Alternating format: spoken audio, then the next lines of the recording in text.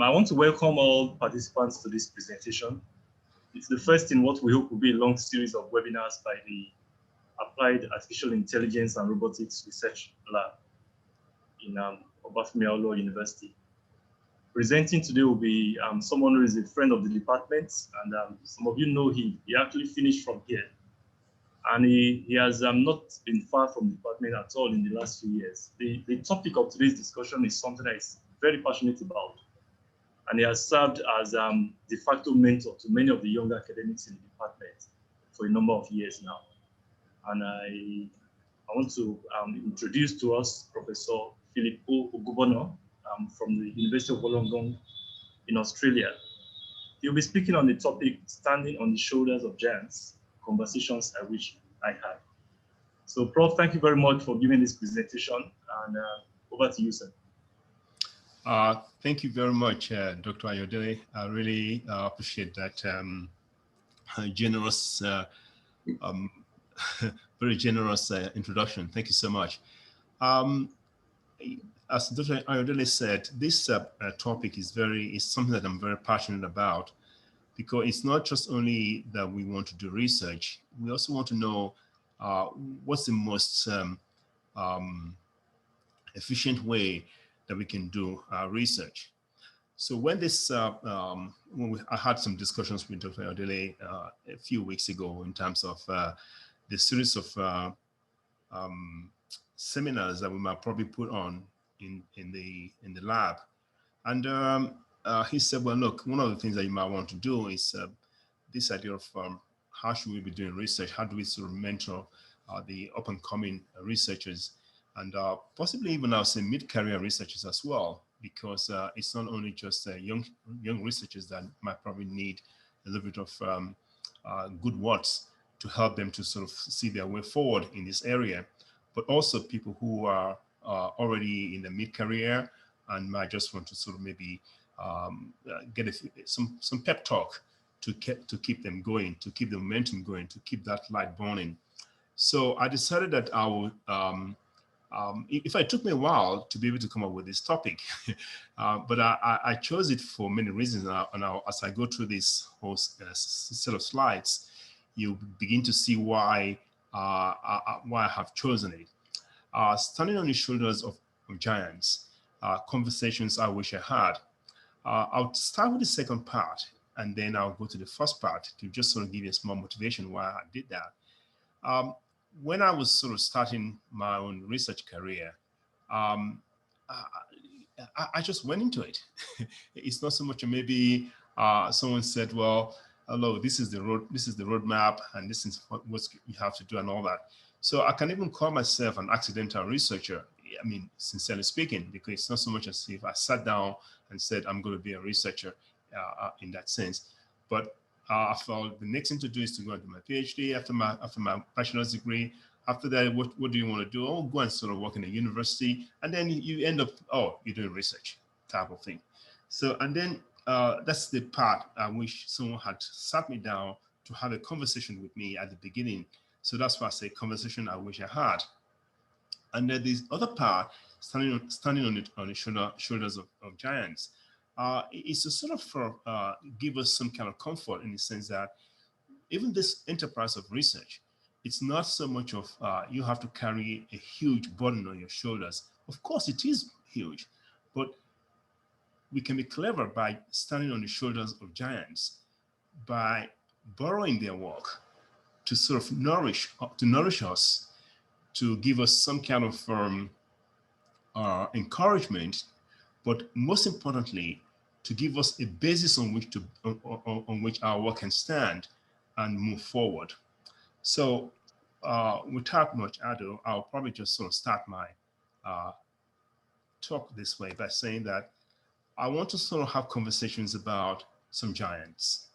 And then I want to sort of ask some questions. How did we get here?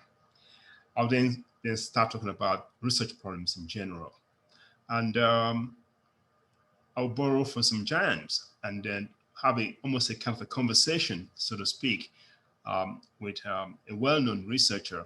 And I will not mention the name right now, but when we get to that point, the name will come up and you'll say, oh, we know this guy.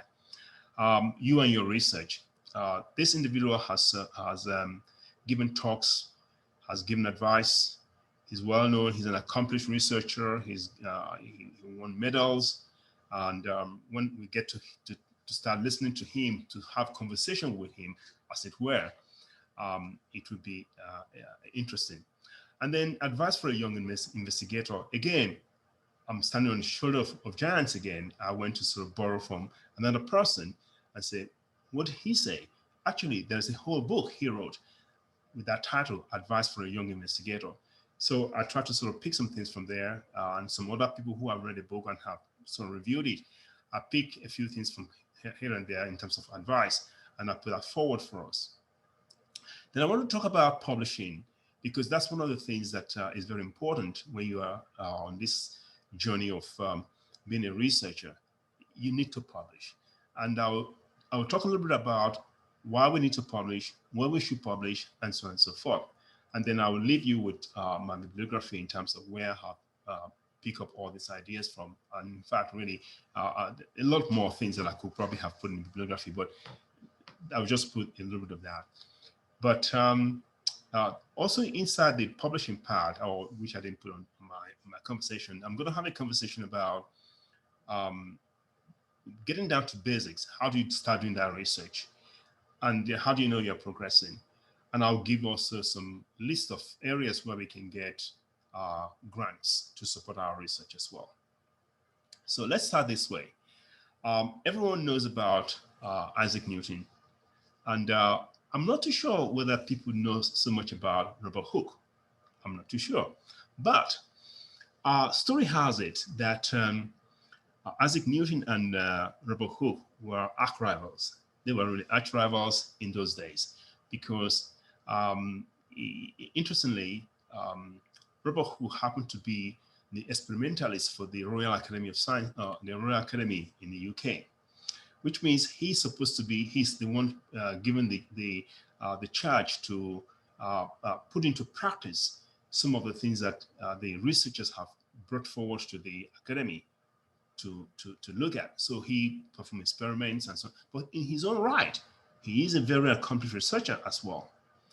And the story has it that the whole idea of light being waves and light being particles was a bone of contention between these two gentlemen.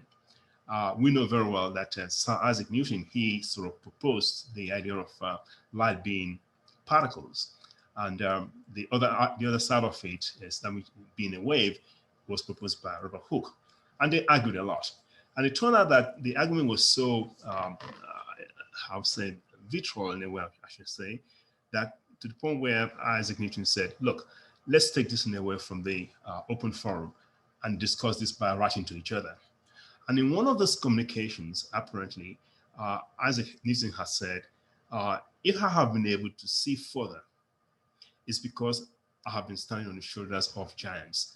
But there's a lot of stories around this in the sense that he's a prolific reader, Isaac Newton. He has read all the works of Copernicus, Kepler, name it.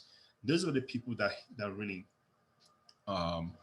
were his mentors, so to speak, in that sense. He has read their works and he based a lot of his arguments on what these people have done. So this whole idea of if I have seen further, it is because I have been standing on the shoulders of giants.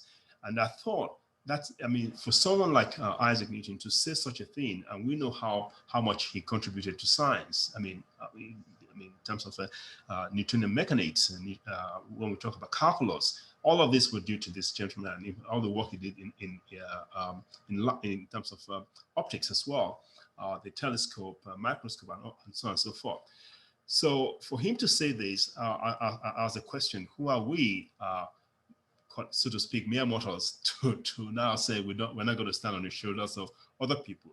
So we need to know how to really use other people's work to further our own work, and that's one of the reasons why I picked that title to say standing on the shoulders of giants, conversations I wish I had. The other part, which is conversation I wish I had, I took that from two people, Katie Herzog and Morgan Mitchell Brown. Katie Herzog is an inspirational spiritual writer, and she wrote this book, Conversations I Wish I Had. It's actually a book. If you go to Amazon.com, you'll find that book there, and there are all these short conversations about various aspects of life in a way. And she wrote this as a grandmother to her children, in terms of by the time I had gone, these are things I wish I had discussed with you, have conversations with you. And I thought we can take a leaf from them and think that the people who have gone before us are still having conversations with us to give us ideas about how we should be doing our research. And in terms of Morgan Mitchell Brown, there's a website you go to which says conversations I wish I had. And what she's done is that apparently this lady has a telephone board in various campuses in the US, various university campuses in the US, whereby people can just go and talk to people that have probably, you're talking to yourself. The telephone goes nowhere, essentially. You just sort of speak into it and say, maybe somebody's been bereaved, or somebody got divorced, or somebody lost somebody, or something of that nature. You just sort of say, you almost like you pour your hearts out in terms of what I wish I had said to that person, but I didn't have a chance to do it, so I'm now going to do it. So I thought that was very interesting. So I thought by combining the two together, we can sort of make a very nice topic for this seminar. So that's the basis of this topic itself. So again, what I want, the reflection for me here is that even at this point, even with the title itself, I'm borrowing from others. So it's about how do we cleverly borrow from the work of other people to enrich our work. So ask the question, how we got here? How did we get to this point to start with? And in most cases, you'll find that most of us who are into research now, perhaps while we're going through our undergraduate studies, we were the diligent student, we are very curious, we want to sort of score the high mark and drive for excellence and do everything nicely. And we were that kind of people, we're very tenacious. We're given a set of homework. We want to make sure we get it right. We try to solve the problem. Until we solve the problem, we don't stop. That tenacity, and then above all, the love of knowledge, being a philomath, because you just want to read in a way. And I can relate to this in some ways, because I remember when I was at IFE, I used to spend a lot of time in the library, in the Hezekiah Oluwasomi library, just read books, just random reading type of thing. And we love to solve problems. And especially for us who are in this area where we are all engineers, problem solving is one of the things that I would say underpins engineering discipline. Given a problem, whether it's an electrical engineering problem, computer engineering problem, civil engineering, mechanical engineering, we've been given tools to be able to think through problems, to solve problems. And I think when people see you exhibiting this kind of properties, this kind of qualities, most of the academics, our teachers, will probably say, hey, you know what, come and do your master's degree, or come and do your PhD. Oh, you're very good. But the point is that we're not told what we're being invited to come and do. So, but we just follow them blindly and say, well, okay, yeah, we'll come along. I'll register for a PhD or register for a master's degree. And we find ourselves in this business of doing research. And the key question now is that conversation, you might be lucky to have had it with your supervisor or with a mentor. But I would say probably 80% of people never had that conversation in terms of what am I going into, or how will I thrive in this? How will I succeed? Or even to be given the right background to be able to succeed in this endeavor. So there'll be a lot of quotes in this whole thing, and I'll speak through them in a way. One of the things that Hamin said, and he was very brash about it, he said, you have to solve important problems. You have to be attacking important problems. If you're not attacking important problems, he said, he will never do any important work. So what are important problems? Because he claims that, well, and I'll tell you a little bit more about him later on anyway. He was at Bell Labs, and he was also part of the that Manhattan Project during the Second World War. He believed they were solving important problems that would change the world. problems that will change the course of things. And the other person that I'm going to be borrowing from is Santiago Ramon y Cajal. He's a neurobiologist, and I'll talk more about him later on. But he also talked about greatness of work. And he said, any great work that you're going to do can only be the patience, can only be the fruit of patience and perseverance with tenacity and a concentration of your own effort on a subject matter or on a problem for a long period of time. So it's not something that comes just, I just work on something for a week and it comes out. Maybe happenstance may happen. Providence might smile on you, it might just happen. But even when that happens, it might be that you have really worked hard on some things before that's happenstance come your way. So what are important problems? Um, I don't have a specific definition for important problems, but I will venture to say that important problems are those problems that will change the course of a discipline. Important problems are things that will sort of give us a different view of things. Important problems are things that will uh, help humanity in one way or another, even if it's not the whole of humanity, a section of humanity. Important problems are things that will probably help us to know how to solve climate change issues that we're facing now, food security, how to sort of help people rehabilitate, how to help people learn better, there's so many things you can look at in various aspects of life, in medicine, in agriculture, name it, that we can call important problems. But we must be able to find and identify them and select those problems. That is the quest. That is the quest. And we'll talk about some of the ways in which we can actually go about doing this in the course of this conversation. So let's sort of start with, let's go and talk to Harmin. Let's see what he has. Let's talk to him. Now, if I were to maybe introduce Harmin to you, I'll probably read this short biography and say, look, this is a guy who had a lot of he made significant contributions in the area of computer engineering and telecommunications. If you have come across Hamming code, he's responsible for that. If you've come across Hamming numbers, he's responsible for that. If you've come across Hamming distance, or in our area, we talk about the Hamming window that we use when we do spectral analysis, for example. This is a guy who's responsible for it. And he has worked at the Los Alamos laboratory. He worked on that Manhattan project. That's a project that actually made the atomic bomb that's essentially ended the Second World War. He worked on that project, and he rubbed shoulders with people like Shannon, Tukey, Enrico Fermi, so many people of that nature that that were his contemporaries, so to speak. And he also, if you read his book, you see some of the things that he said about those people. But and also he's a recipient of the Turing Award. Alan Turing is also another great guy whose work is very important to what we do today in computer engineering, electrical engineering. In fact, if you look at what we do in, say, what happens in the internet, without Alan Turing's work, those things would not be possible. So the Turing Award he was an awardee of the Turing Award, and he happens to be the third recipient of that award.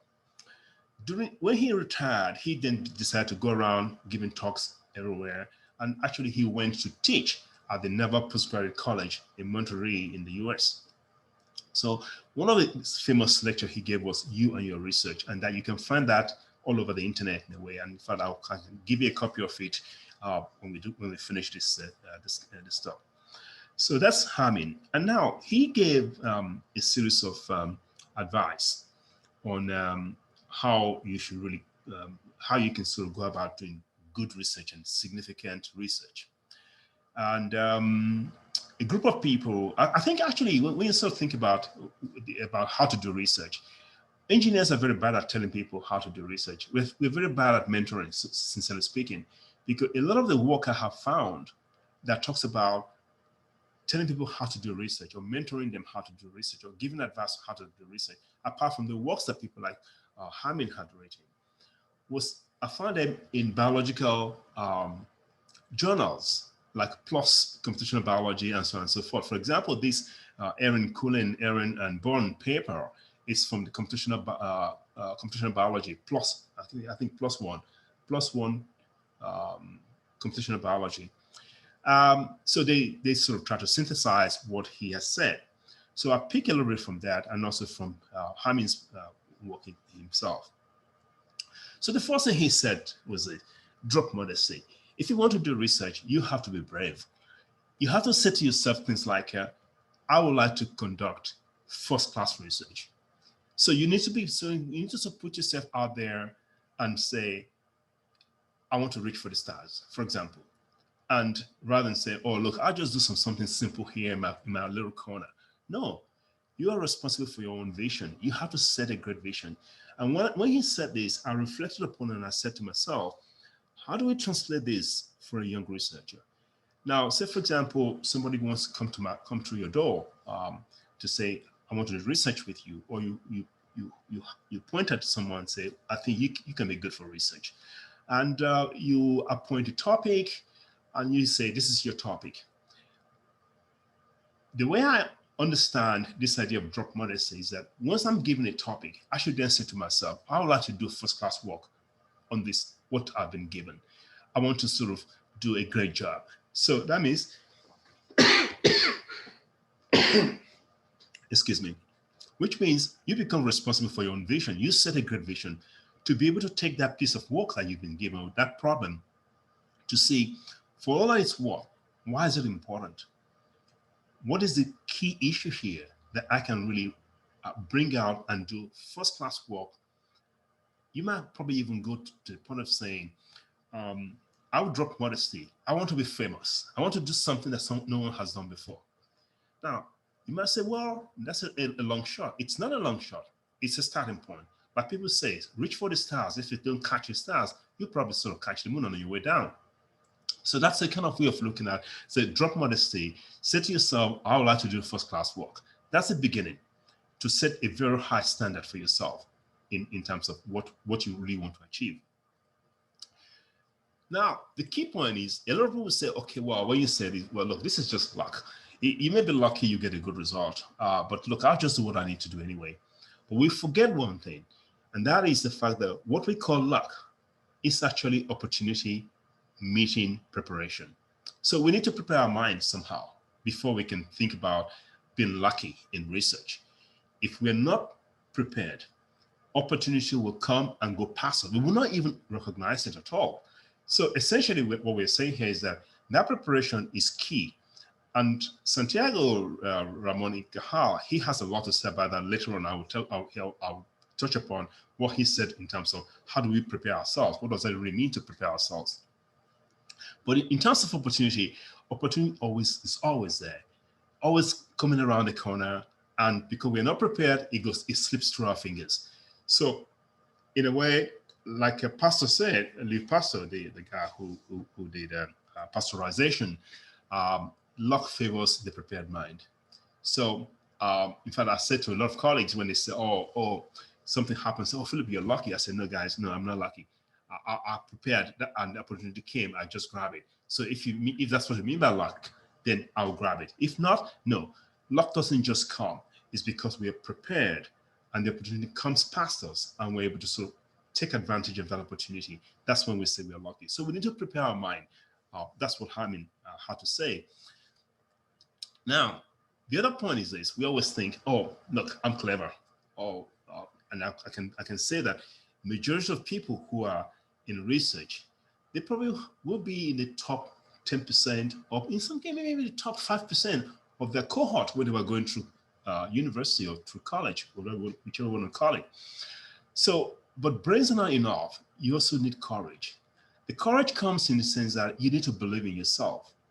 That belief is not arrogance. It's about believing that you can do important things, that you have been equipped, you've prepared well enough to be able to do important things. Because without courage, it's almost certain that nothing can come because you'll give up very quickly. That's what will happen.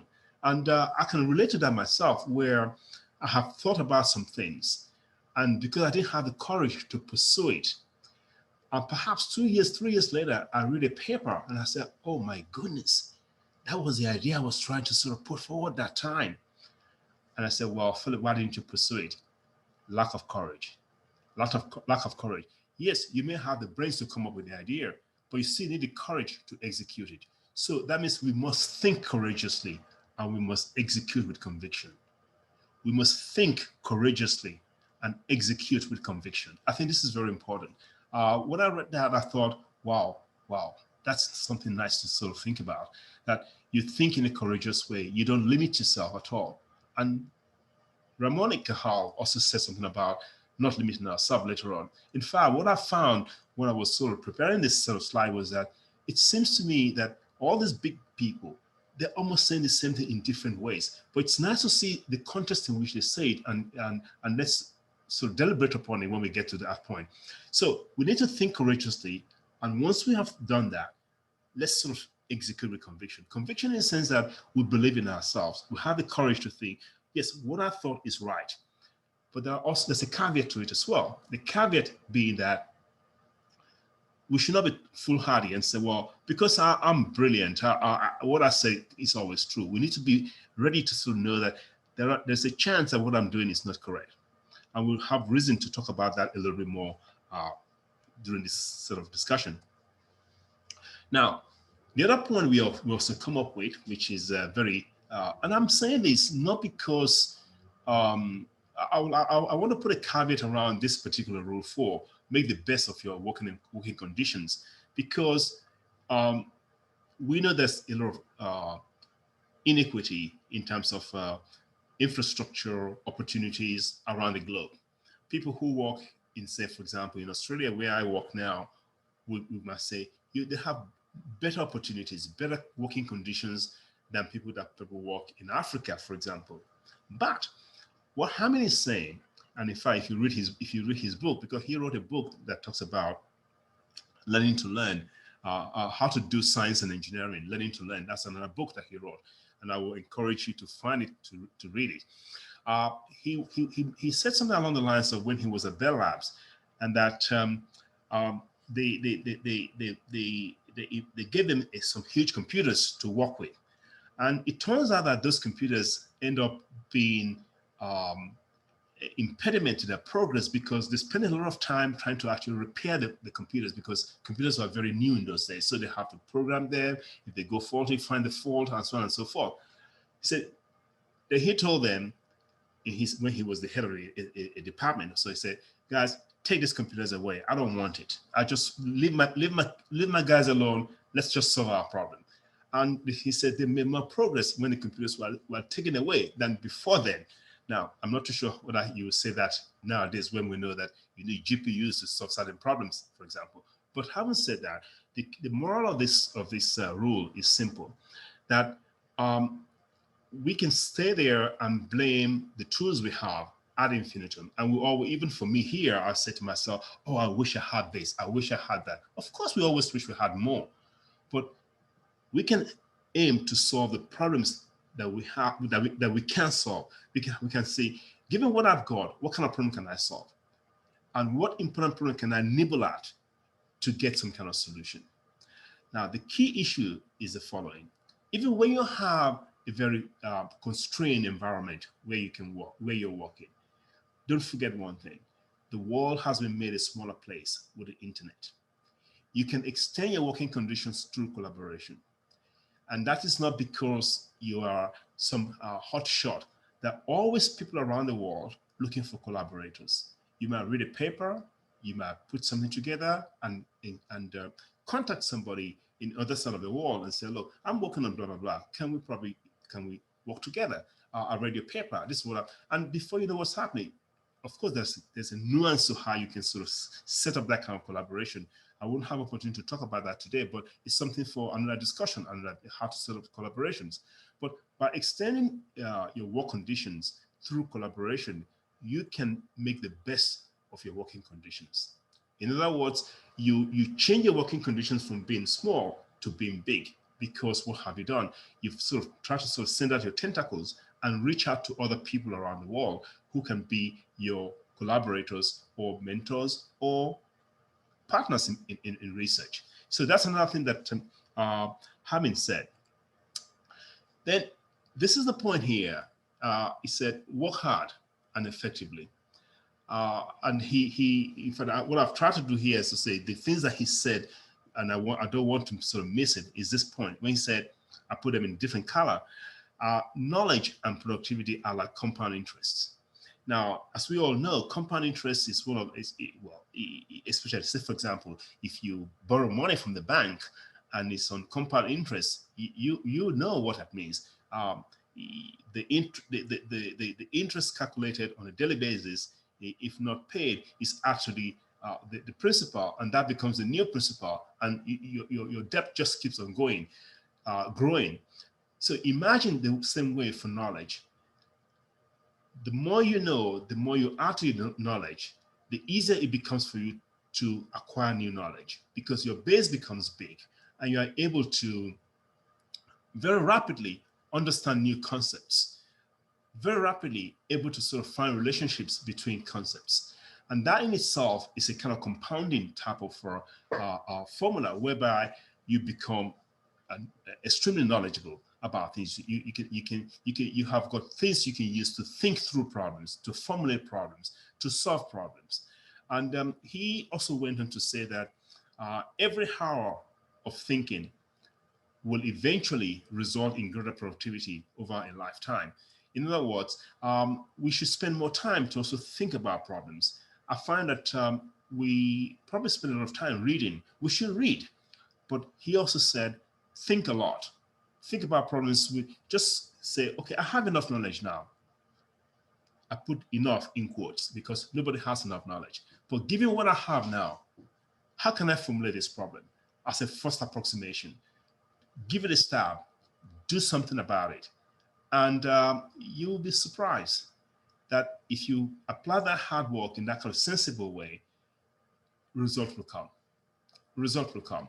Even if result does not come in a very open way, what normally happens is that you begin to gain some insight into where you should go to find solution to the problem, where you should go to find people that can help you to define the problem appropriately. As Einstein himself said, he said about almost 80% or more of a problem is in defining the problem. The rest of it is just some kind of mechanical stuff that help us to sort of solve it. But the formulation of the problem itself constitutes the majority of our effort. So thinking through problems, working hard, increasing our knowledge can increase our productivity to make this happen. Now, believe and doubt your hypothesis at the same time. That's like a paradox. We have just said here, believe in yourself, have courage. And then we say here, doubt your hypothesis at the same time. How does that work? How do we marry these two together? Yes, we must be ready to tolerate some level of ambiguity in a way. Ambiguity in the sense that, yes, I believe this, but I leave a little bit of room for being able to be wrong. Because if we close the door, we'll become a fool. We just continue to pursue an avenue irrespective of whether we know it's right or not or wrong. So that leaving that little room for ambiguity means that we do some kind of feedback in a way, seek feedback through colleagues, through ourselves, and I'll talk more about self-feedback later on in the set of slides. But this idea of being able to sort of believe enough in yourself allow you to sort of forge ahead. But you also have some kind of doubt, so that when you sort of look at a result, you should ask yourself, could this be right? What am I expecting? Is this beyond expectation? In some cases, yes, it might be truly beyond expectation that you have actually struck gold. It might be, but oftentimes it may be that you have made an error and it requires you to remedy that error and take some action.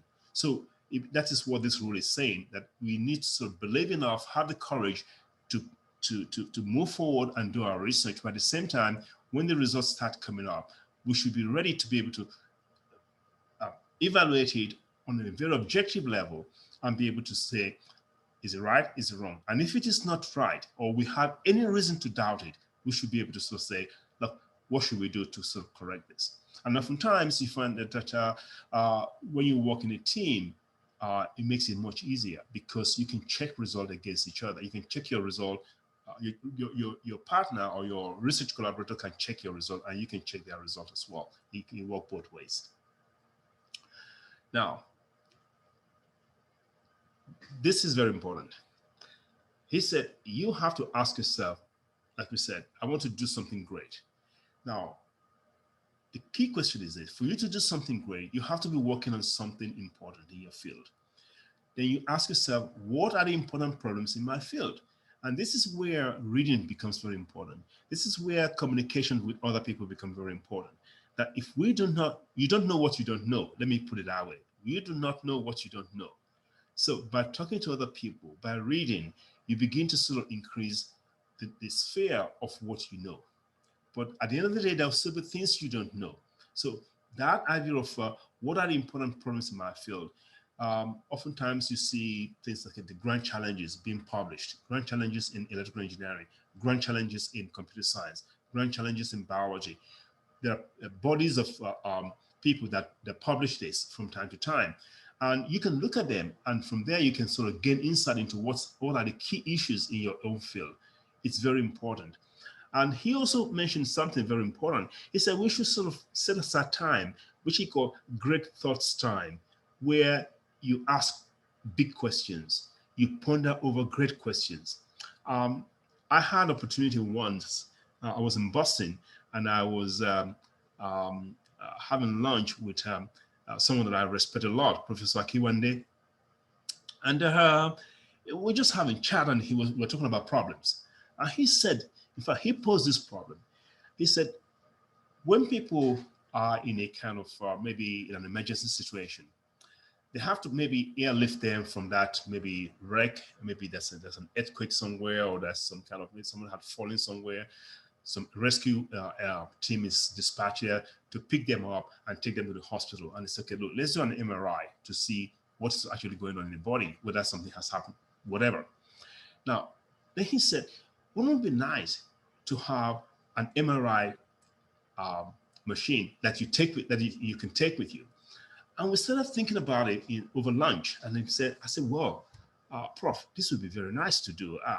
So what do you have in mind? He said, well, look, the current MRI machine is a huge machine that you need to sort of take, put people in the machine, and then you have everything going around. And then they take the picture and process it, and the medic look at it and come up with some kind of diagnosis. What about if, like he said, what about you have some kind of blanket that has got sensors in it, and you just wrap this around the person, and you read emanations from that sensor. So the sensor sort of pump out the magnetic radiation that causes the things to spin and all that, read them off, and you collect that, and very quickly you do all the backpropagation, and you're able to sort of see what you want to see. So we begin to think about it. So then the key question was, what is the science behind this? What can make, because if that is possible, it will revolutionize the way diagnosis is done, right? So these are, I call these big questions. And till today, I haven't seen an MRI machine that you wrap around somebody's body and then to take the picture. We still have to take people to the hospital. So that still remains a big problem. Now, we can go further and ask a question, how can I design one? But for you to design one, it's not just going to the kitchen and open the drawer and take the knife and the fork and the plate and start doing some stuff in the plate. No, we need to ask fundamental questions. What is it that MRI machine is doing? What's the theory behind it? And so these are the things we need to feed our quest for that. What are the important problems in our field? How do we begin to be part of people who are going to be solving this kind of problem? So we need to have that question. We need to have that conversation with ourselves. What are the important problems in my field? And what problems am I working on right now? So if the problems you're working on right now have no bearing whatsoever on any important problem, then you should ask yourself questions. Well, okay, maybe I will never be a great person. Not all of us will be great. It doesn't matter. We don't have to be great. It doesn't matter. We're all human beings. But if we have a chance to become great, because we've been given knowledge that other people do not have. We have a bachelor's degree. We have training in engineering, mathematics, physics, basic engineering, name it, that allow us to be able to think about problems. So it becomes, as Ramon Ikehar said, it's almost a kind of spiritual obligation that so much has been given to you. What are you giving back? So this idea of working on what is important is very important. It's important. So I will leave that. I think that rule number 7 is something that really engages my mind a lot. And I query myself every day. I say, Philip, what are you working on? What's the importance of this project? I mean, will you change anybody's life by doing what you're doing? Anyway. Now, this is not the same as saying, what will this be used for? That's a different matter entirely. When people say, for example, government agencies will ask you a question, oh, what research are you doing? What will it be used for? But in fact, if we're clever, we can answer those questions. But oftentimes, there are things we may work upon. Say, for example, some mathematical theory that we may think has no bearing on anything at all. But eventually we find out, oh, wow, this has some problem. This can solve some certain problems. Having said this, there's a flip side, a kind of a corollary to this whole thing, in terms of going from problem to theory, going from theory to problem. They work both ways. Sometimes you have a problem, and we should ask the fundamental question: what underpins this problem? How do I formulate this problem so that it can be solved? When we do that, a theory comes up, one of the known theories that we might need to adapt somehow. We might need to change in some ways. Or in some cases, it might be an extension of that theory that will solve the problem we want to do. So we solve a problem at the same time as having an extension of the theory. It could come the other way around. We have a theory, and we feel this theory has these assumptions around it. How can I remove those assumptions and make the theory more general in a way? That's also another way of solving problem, because those theories will certainly solve certain problems. Commitment. If we're not committed, it's not possible to produce a first-class work. We cannot be, how do we call it, a part-time researcher. We have to be full-time. We have to be a full-time researcher, and I'll talk about how we can get this done later on.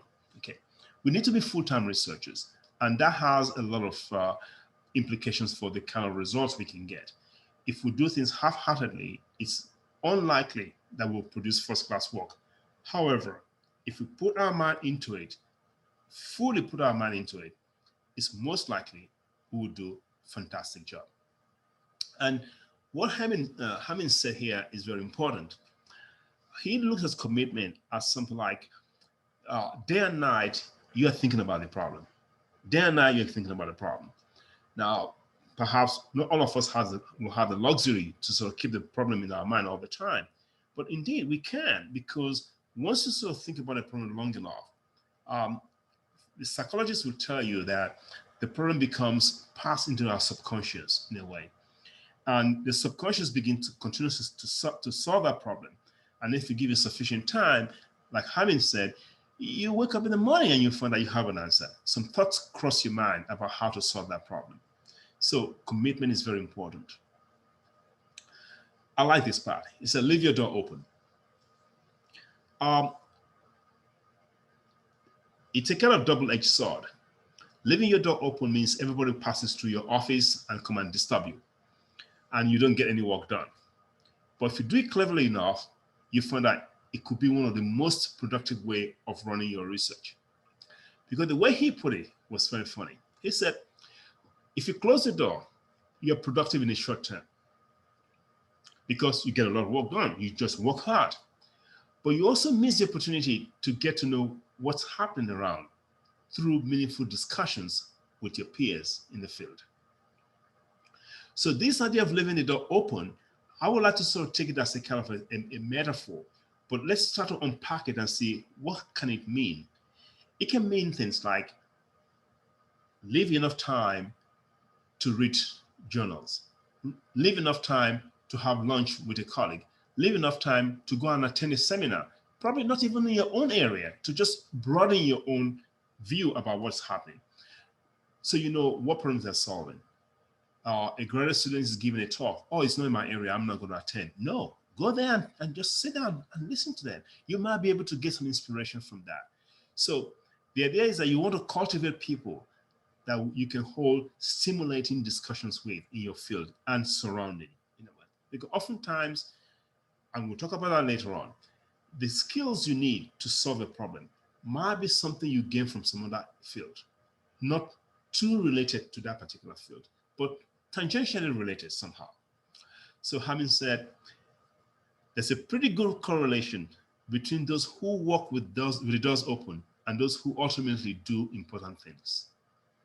Um, because for him, he said a lot of the discussion he had with Tuki, with Shannon, had implications for what he did with codes, because they worked with error correcting codes, and in that field they made a lot of did a lot of work in terms of channel coding and all that kind of stuff.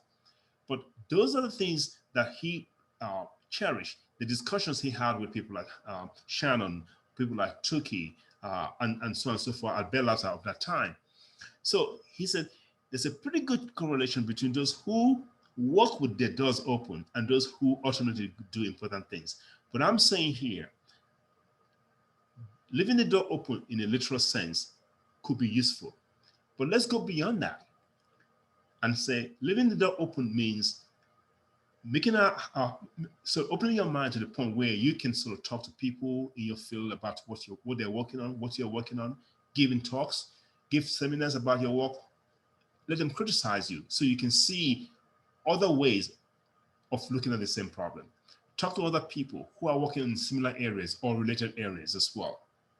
So that's how I would sort of interpret what Hamin means by saying leave the door open. Now, so we said so much about Hamin, and my suggestion would be, if you have the time, some of the things I have in the bibliography, a lot of them are actually on the internet. You can find them easily. And if you cannot, I could make your life easy. I could probably pack some of them and give to Dr. Odele, so people who might want to sort of look at them, I probably just ask him for that.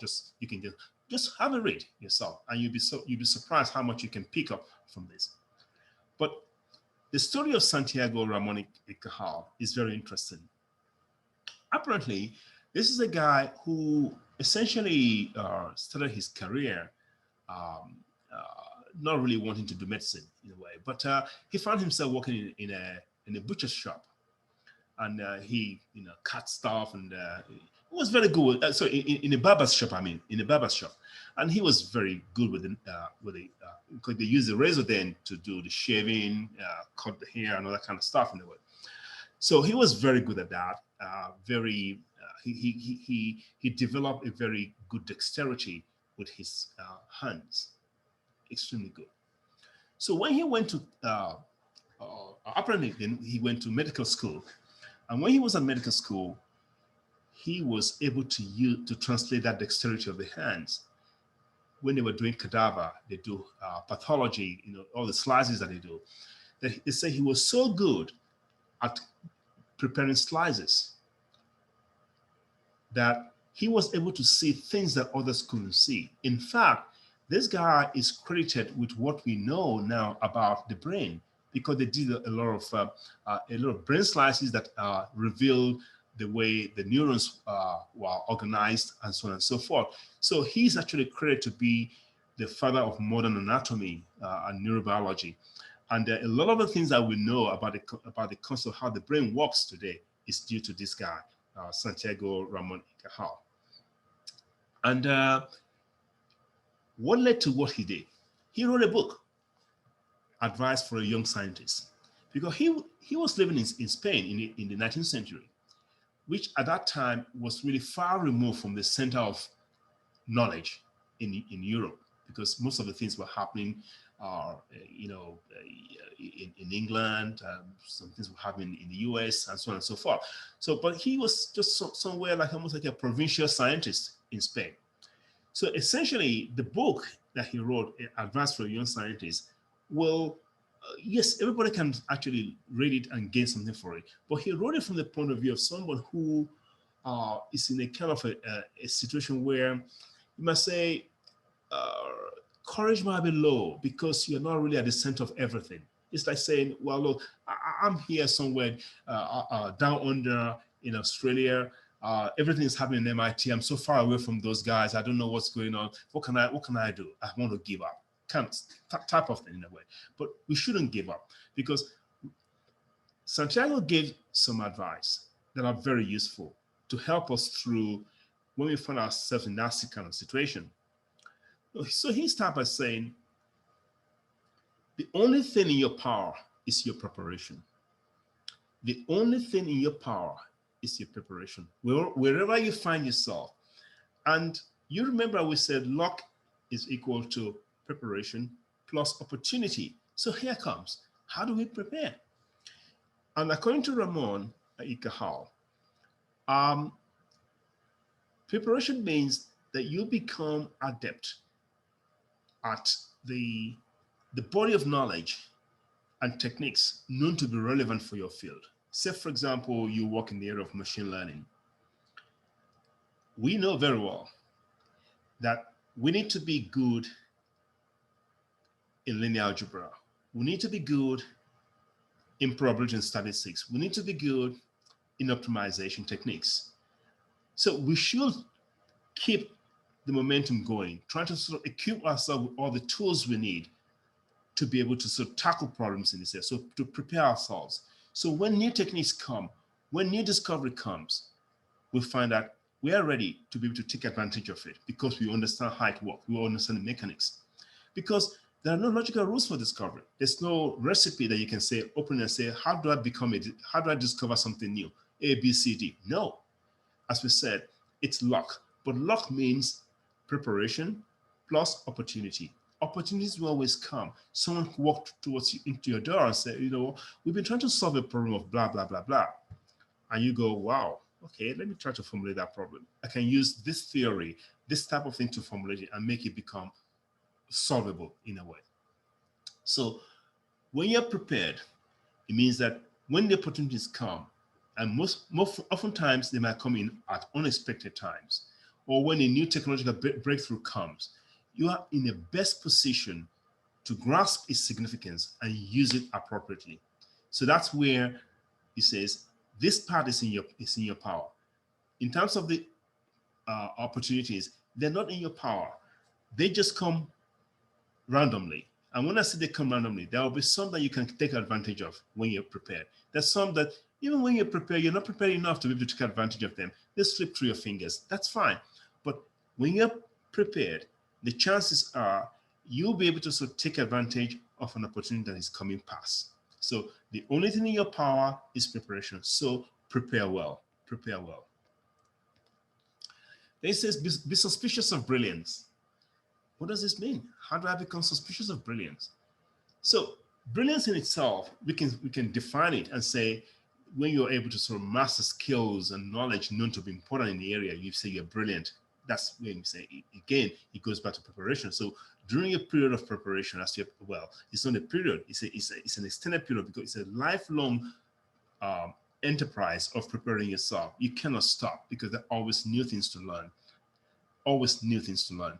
So you become adept at your own area. You become brilliant. You know what needs to be known, or most of what needs to be known. But it will often, what happens, it leads you to be able to take advantage of opportunity and you become successful. But you cannot afford to just focus on that alone, because if you just look at what is already known and you worship that and say, oh, well, look, we know this technique, we used to use it to do this. Whereas there are new techniques that are coming forward, you need to also look at those things. So you don't want to hold yourself back with just brilliance. So, and not only just that, because you do not want to limit yourself, you have to continuously learn new things. So never let the perceived lack of ability limit you, because you cannot say, I don't know this. You work hard to gain a talent. Work hard, because you can be talented.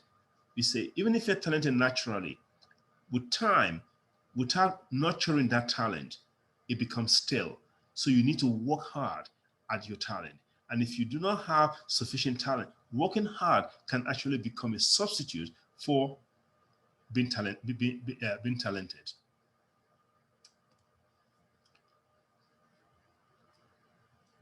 This part here, I read it, I look at it, I reflected upon it, say, what's Santiago trying to tell us here? Be appropriately respectful of authority, but no more. I don't know if you had this experience before. You have a graduate student, it comes your way, and you say, okay, look, go and look at this problem. And they came back to you and say, oh, I can't find any problem. Everything's been done. This paper has been done. That has been done. The key is this. There's no theory, no method, no experimental paradigm that is perfect. There's always a hole somewhere. And the hole arises from the fact that the number of variables that comes to bear upon a problem is almost infinite. So oftentimes what we do when we formulate a problem or a theory is to have some constraints around it. And those constraints can be relaxed to give way to some more generalized form of the theory. Of course, there's some theories we say this is a generalized form of XYZ. Even those theories, when you look at them carefully, you find that it's not perfect. There's still something it hasn't taken care of. Because if there is, if that's the case, we have some other problems in this world. So no theory, no method, no experimental paradigm is perfect. So you have a chance. Be respectful, learn them, but do not be afraid of them. Don't worship them. Then I like the second one. Do not defend the errors of your teachers, but don't dismiss them either. So someone has made a mistake. Oh, you deride them. Maybe it's not worth it. Maybe it's not worth it. Maybe it's worth it. But the key issue is that what can you learn from that? This error, this omission, that paper is not complete. That result, I think they left this undone. That becomes a new problem for you to solve, that you can sort of extend a particular theory that people have already propounded. So be appropriately respectful of authority, but no more. That's what Santiago advised. He said, balance concentration and relaxation. Again, if we go back to what Hamin said in terms of focus on your problem, commit, full commitment to the point where the problem get past to your subconscious. There's a time when you try to solve a problem and you don't have it, you don't make a headway. Everything is sort of like a stagnant, and you're wondering, would there be a solution to this at all? That's the time to really stop. That's the time to stop, because you have given a total concentration for a good period of time and solution is not coming. That's the time to stop and take a vacation. Vacation could be anything. You may just have maybe you have you have a passion for playing guitar, or you have some kind of hobby to maybe you play chess. You do so whatever you fancy. Plant a garden, do whatever, but take some time off, because the human intellect thrives on that balance between work and refreshment. In fact, if you ask yourself, why do we sleep? People have asked that question. Why do we sleep? At some point in the day, whether you like it or not, you will feel sleepy, because you can work as much as you want, but the body needs some refreshment. And it's during sleep that we get refreshed. So we need to balance both. The same thing goes for our research. We can work very hard as much as we want. At some point, when we're not making progress, it's time to sort of take a break. It could be a vacation for a whole week. It could be a vacation for maybe just a few hours. It could be doing something different, just going to talk to somebody else about something totally different from what you're doing. So balance concentration and relaxation. Sometimes we ask the question, why am I doing this? Because we lose focus and we ask, is it good for anything? If you look at it carefully, it's good for something, because you have set out initially to find useful problems, to find important problems in your area. So even when you begin to go deeper and deeper, when things begin to feel, wow, how useful would this be? Am I really pushing it too hard? Am I digging too deep? Every scientific finding eventually has a useful purpose. And in fact, good science makes for good application. It's not the other way around. I'll give an example. If you look at, say, the way we do translation, for a long time in the speech processing, speech recognition area, or even in sort of natural language processing, speech processing, and so on and so forth, people have relied on certain techniques, some theories, like, you know, hidden Markov model. They rely on some graphical techniques and so on and so forth to solve the problem. And in fact, we have products that depend upon those techniques, those theories, to have uh, language translation and so on and so forth. But if you see what has happened now with deep learning, the results we know at that time become very diminutive compared to what we can get now with deep learning. So it's actually the case that it is good science that make for good application, not the other way around. Not because we want to do human language translation and then we sort of patch some stuff around it, hodgepodge things around it. We say we have done something. No, we should go deeper to see what is the science we need to make this happen. So good science makes for good application. So let us try as much as possible to discover the science. When I say the science, I mean the underlying theory behind the problem.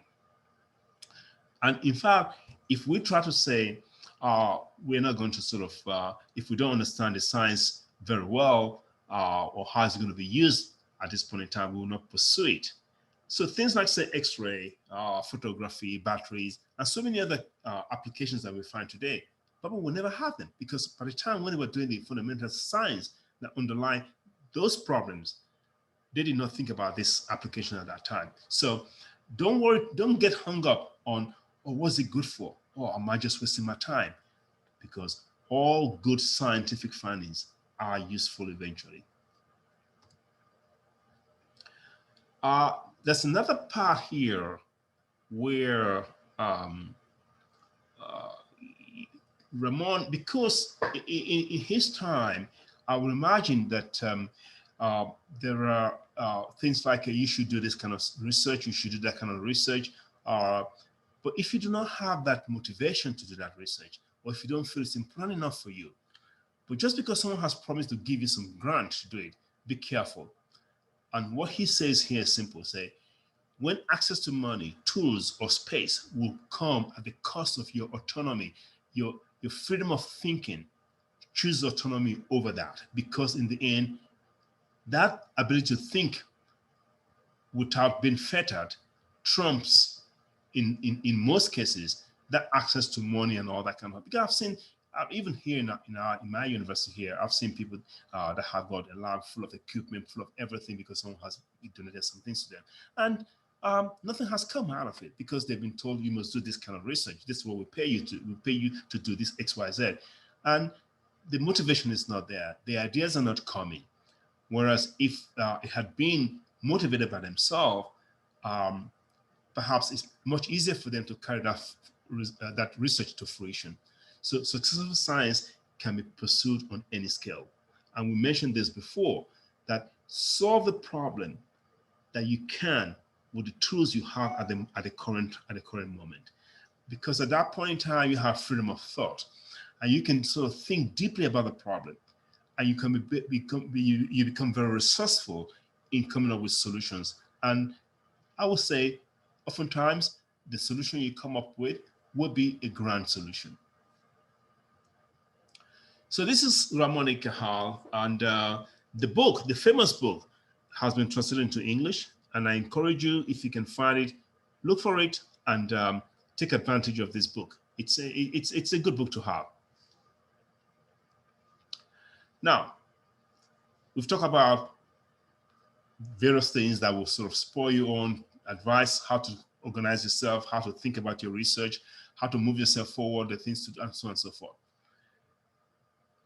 Publishing is important because that's how we actually measure research in the academic area.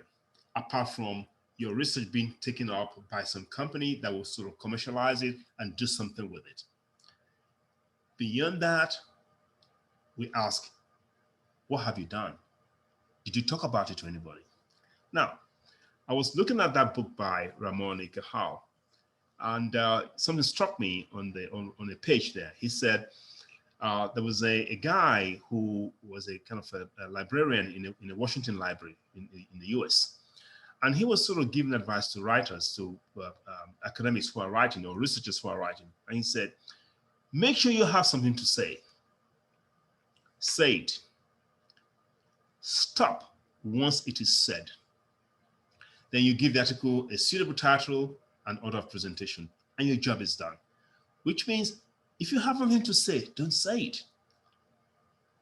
And we see a lot of papers being written that really have nothing to say. They have nothing to add to knowledge as such. So the only way you can make sure that you have something to say is for you to be solving important problems in your field. So that's the key. That's the key.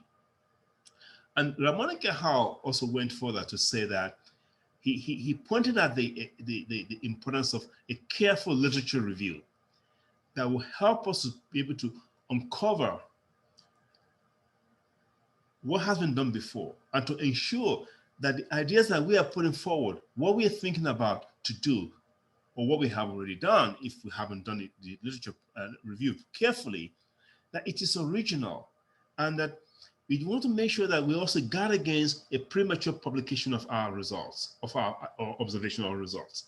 Because without doing a careful literature review, it's very likely you'll probably reinvent the wheel, and you'll just be trying to publish what somebody has already published, or what you're publishing or what you plan to publish will have only minimal impact on what's happening there. But all of this speaks to the fact that it's just a simple question we need to ask ourselves before we start, and that is, what are the important problems in my field? What important work am I doing now? How will I begin to do important work? And believe me, there are numerous problems waiting to be solved in this world. It's not, how do I say, it's mind-boggling when you think about how many problems need to be solved.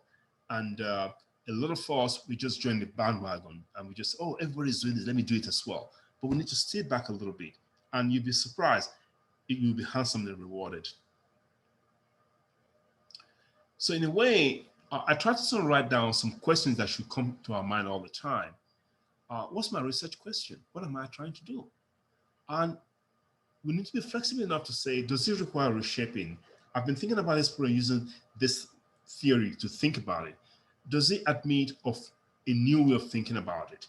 I'll give you an example. Recently, the IEEE magazine on signal processing published a tutorial on graph signal processing. And why did they do that?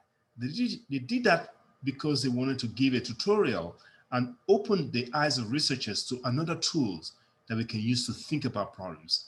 And they begin to talk about, how do you define the Fourier transform on a graph? I read that and that was fascinating. I said, wow. So you cannot only just define the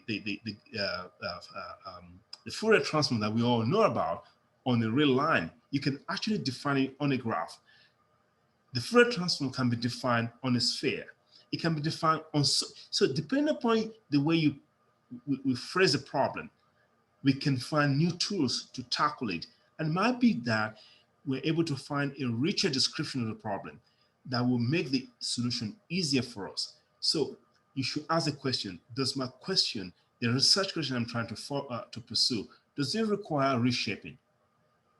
Now, what set of theories underpins my research? This question is very important because we need to keep on looking at, it's like we're trying to reinterpret all the time the research question, rephrase it, always trying to solve. And sometimes you might have two ways to think about the problem. That's fantastic. You should pursue it. Then the next question is, oftentimes we ask the question, I want to do this piece of research. We should not be too eager before we ask the question, Do I have the data set required to do it? Can I gather the data I need to validate my ideas, to be able to carry out this research and prove empirically, possibly, I'll say, that what my ideas are actually valid, are plausible, and to be able to share that with the research community. So the data set that you require for research, look for it early in the game. Now, how do I set it up? How do I set my rig up? How do I set my simulation tool up? The tools you need to do your research. Again, these are areas where you need to ask questions. Am I asking the right question? Based upon the things I need to do my research, should I change the question slightly? Should I approximate the question in such a way that I can solve it? Now, what should I do first? Sometimes it's to implement a baseline system to build something, or to implement a baseline.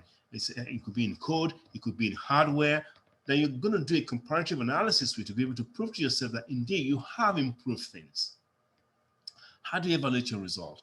How do I know what I'm doing is right? Oftentimes, in every area, there is a set what I call evaluation techniques that you can sort of rely upon and use. So find them and make sure that you use those. If there's none, do I need to have a new one? Then you ask, how do I know I'm progressing? Is there a publication strategy that I can use to sort of be able to test the waters? I write papers, I send to reviewers, they give me feedback to say, well, this paper, this idea is good, but it lacks this is this. Oh, wow, let me sort of take the reviewers' comments and polish my research method, polish my approach to things, and send my papers again for publication. Then the next question is, who else is interested in this problem? Because you will not be the only person who is looking at the problem. The world is full of intelligent people like yourself who are also looking at this problem, perhaps in different ways. Read papers, go to conferences, and there's something I have formed a habit of doing now. Even when we do not have a chance to go to a conference, we look at the proceedings of that conference. And say, for example, some of the conferences in the area of artificial intelligence, there is a body that tries to put them for free on the internet so that people can download, at least for study purposes, and know what has happened. So we ask our students in our lab and say, the conference on computer vision has just finished. Can you guys pick it up and come through and see what papers were published that have relevance to what we are doing? Because that's how we know who else is interested in the problem we're solving. How else are people looking at the problems we're solving? So that way you keep in touch, as it were, on a kind of leading edge, because the conference has just finished. And when you look at conferences, that's where leading edge results are published. You get to know what people are thinking about. You get to know what techniques they're using. You get to know what tools they're using. You get to know how they formulate the problem, new ways of doing stuff. For example, very recently, a new set of techniques come out using so-called transformers. They're more like attention networks to be able to do object recognition. In the computer vision area, no, that was not used until about, I would say probably even say 3 or 4 years ago. No, attention networks were used in speech, in text processing. But somebody borrowed the idea and applied it to vision. And suddenly, we now have, I'll check the last time I looked at papers in that area, probably close to about 100 papers being published in the area of using attention networks to solve vision, computer vision problems. So that is how we get to know what's happening in the field, what are the important problems people are trying to solve. Now, you need to maintain a logbook. Write. You need to write. You must write content. Write your thoughts down constantly. Write your thoughts down constantly. I have a folder I call random thoughts. And inside the subfolders where I put ideas on certain things, I just write. I keep it. Write. Always write your ideas. And because you can go back to them later on and use them as springboard for new ideas. Because by writing, I think it is the easiest way you can get feedback from yourself. Because by the time you are trying to write, you are connecting your thought process in terms of consciousness, writing. The conscious part is the writing. The unconscious part is thinking about what you're writing. Does it make sense? Is it plausible? And so you're giving yourself feedback. And of course, you want to actually commit to writing. Even all those things, you're questioning yourself too. You need to write it down. I say for any scientist, you must write. You must write constantly. Constantly, you must write. Where to publish? People often ask the question, so where do I publish my result? Where do I publish? Now, you need to publish based upon the following. Because you are doing important work. You want other people to know what you're doing so they can also stand on your shoulders to further their own work. So you want the citation you get is people, it means people are standing on your shoulders to do their own work. So you want to publish where they will see it. So you publish where your peers are publishing, people who are working in the same area as you. You publish where your discipline, you focus your publishing in your discipline. And to do that, you need to have something to say to them. And I think Elsevier has their own scopus. They index a lot of journals and conferences. Part of the bibliometrics that they have published is some metrics you can use to judge how I will not say how good, because I have to be very careful about this. I would rather say how important a particular journal is, because there are some journals that do not have a high impact factor, yet very good, groundbreaking papers have been published in them. But as a kind of a first approximation, let us just look at this and say, yeah, so we look at a journal impact factor, which measures the citation frequency of every article in that particular journal in a year. So the formula for it, so they look at the past 2 years and look at the citation of every paper in that journal over the past 2 years, and look and divide it by the number of citable items in that same previous 2 years. They call that the impact factor. You want it to be high because that tells you how often people go to that source as a means of getting knowledge. You want to put your own contribution into the midst of that basket so people can find your work and at the same and by so doing cite your work. There's another one called Cite Score. That is just the same thing as the impact factor, but it's just over the last 3 years. Similar to that, just over the last 3 years. And you have the so-called the SciMago journal rank. You know how we when you look at when you search things on Google, the ranking that Google uses is called PageRank. Well, it's a variant, sophisticated variant of PageRank, because PageRank was how I started, but they've probably gone more. It's become PageRank on steroids, so to speak, now. But the idea is the following: a particular page is important because important web pages are linking to it. So how many important papers are citing your paper or citing that papers in that journal?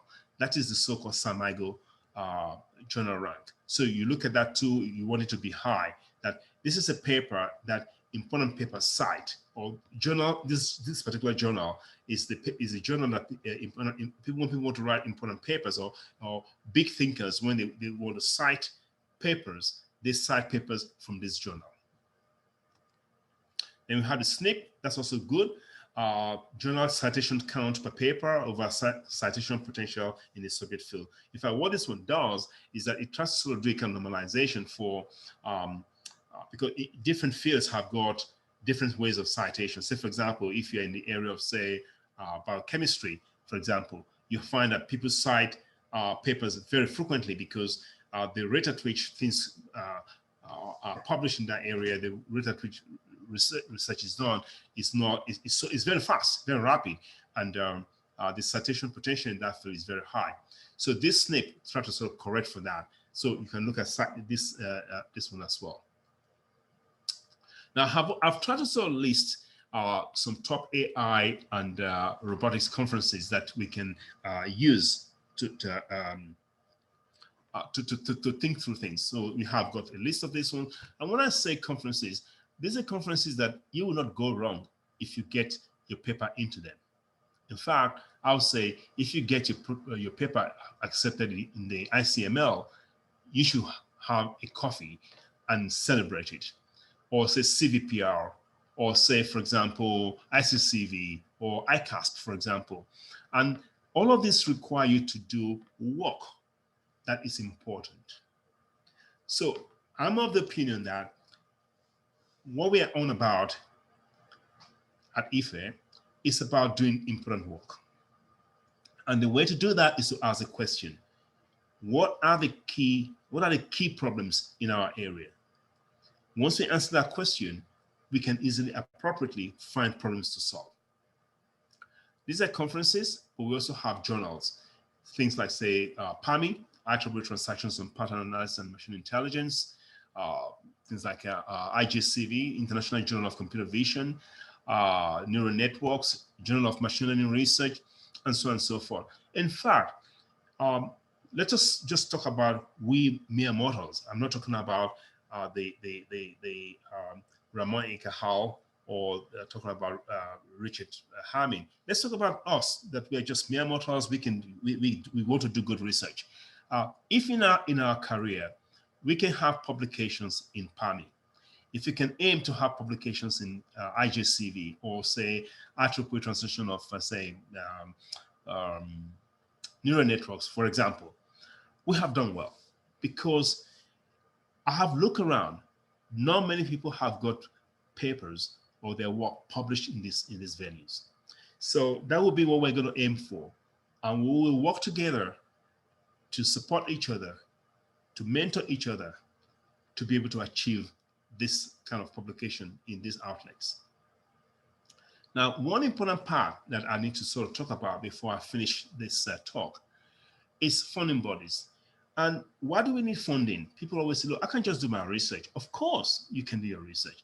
In fact, there are people that have gone through their career without having funding, and they have done well. They have published good papers. That's very good. But let's look at it in a different way. Supposing we said, look, we want to build a research center. We want to build a research entity whereby we have good infrastructure for research. We have got computers, we've got data sets, we've got everything we need to do our research, whatever we call infrastructure for the research we're carrying out. We have it. The university will not have the money to give us to buy those equipment. It eventually become, let's reach out for funding bodies to help us.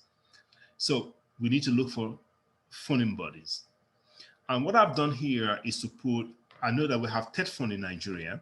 I have not put TED Fund here at all, because that's something we have to pursue on an active basis, on a regular basis, to say at every incidence of a call for papers, call for proposal from TED Fund, we have something to put forward. And the best way, I think, to do it, and I can tell you that I know people in the department who are already doing this, is to actively engage in having a kind of pet project of writing grants. That we have a pet project of writing grants where we generate ideas, we try to put the ideas together, and it could be that you work in a group, you work in a team. Oftentimes it's better to work in a team to make this happen, because you encourage each other, you mentor each other, and you might be able to sort of get this thing done faster than you think if you're doing it individually.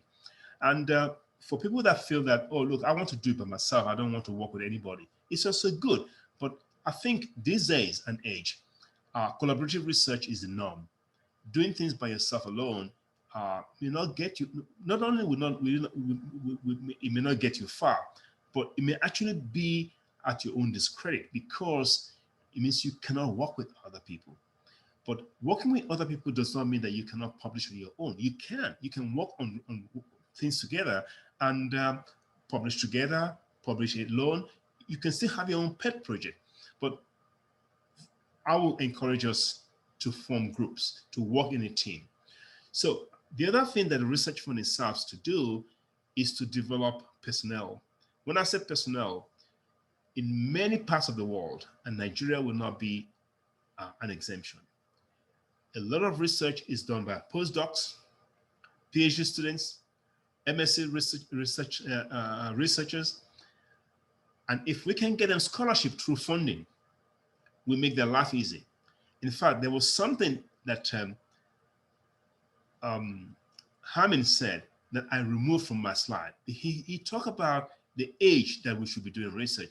I disagree with him because he was talking about people like uh, Einstein, people like uh, uh, um, Isaac Newton, a lot of this host of people, even Gauss, they did the big work when they were very young. That is true. But when you look at the time of those people, they said, even those things were not written on empty stomach, they did not have too much to worry about looking for a job in a way. But in our context, in our own country, in Nigeria, we know very well that to feed a tummy is very important. So the only way we can sort of help the PhD student, the master's by research student, the postdoc is to get funding that support their work, which means when we write our fund, when we ask for research fund, we write their salary into it as part of the research grant. And then also exchange program, whereby a mid-term researcher or mid-career researcher or a senior researcher can get an exchange scholarship to go and maybe do some research in Canada, go and do some research in Germany to broaden their views to so research funding is very important from that viewpoint. So I have looked up on the internet, on the web, and I found that I will leave these slides with Dr. Ayodele so you can have a look and see what I have found here. There's the Terra Viva Grant Directory. It's a kind of online information service. What they do is that they put together a lot of funding bodies, and some of this one I mentioned here will probably be repeated there, in the area of energy, agriculture, environment, natural resources. And in fact, by looking up here, you might be able to see what are the important problems that people in the world want to solve, because these are the things that people put money towards. So that will also help you to choose problems, important problems to solve. Of course, they will not tell you how to solve it, but that is where we do our preparation by looking at all the theories that we can put together to be able to solve a problem. So that Terra Viva Grants Directory is very important. The Google Cloud Research Credits, that can sort of, they claim to support people that wants to do big things. So they give you credits on their computing power. Because, for example, if you want to work in the area of machine learning, some of the things that you want to do might not be too easy on a small machine that you have under your desk or on your laptop. You might need to sort of buy some computing time in things like a Google Cloud. So they give a research grant for that kind of purpose, and I put the URL there. European Union is also very, very big on giving research grant, and especially they have a lot of grants applications or grant programs for Africa and even south of the Sahara as well. The IRDC, that's International Research Development Center, they also have funding, and they from time to time put up call for research funding for our area of the world. Bill and Melinda Gates Foundation, also very big. And in fact, the Bill and Melinda Gates Foundation also has there's a very nice twist about the way they give grants. Sometimes they would like to fund something that has a proof of concept. So this is where we might decide to do some piece of work and have some kind of maybe what I would call a pilot that we know works.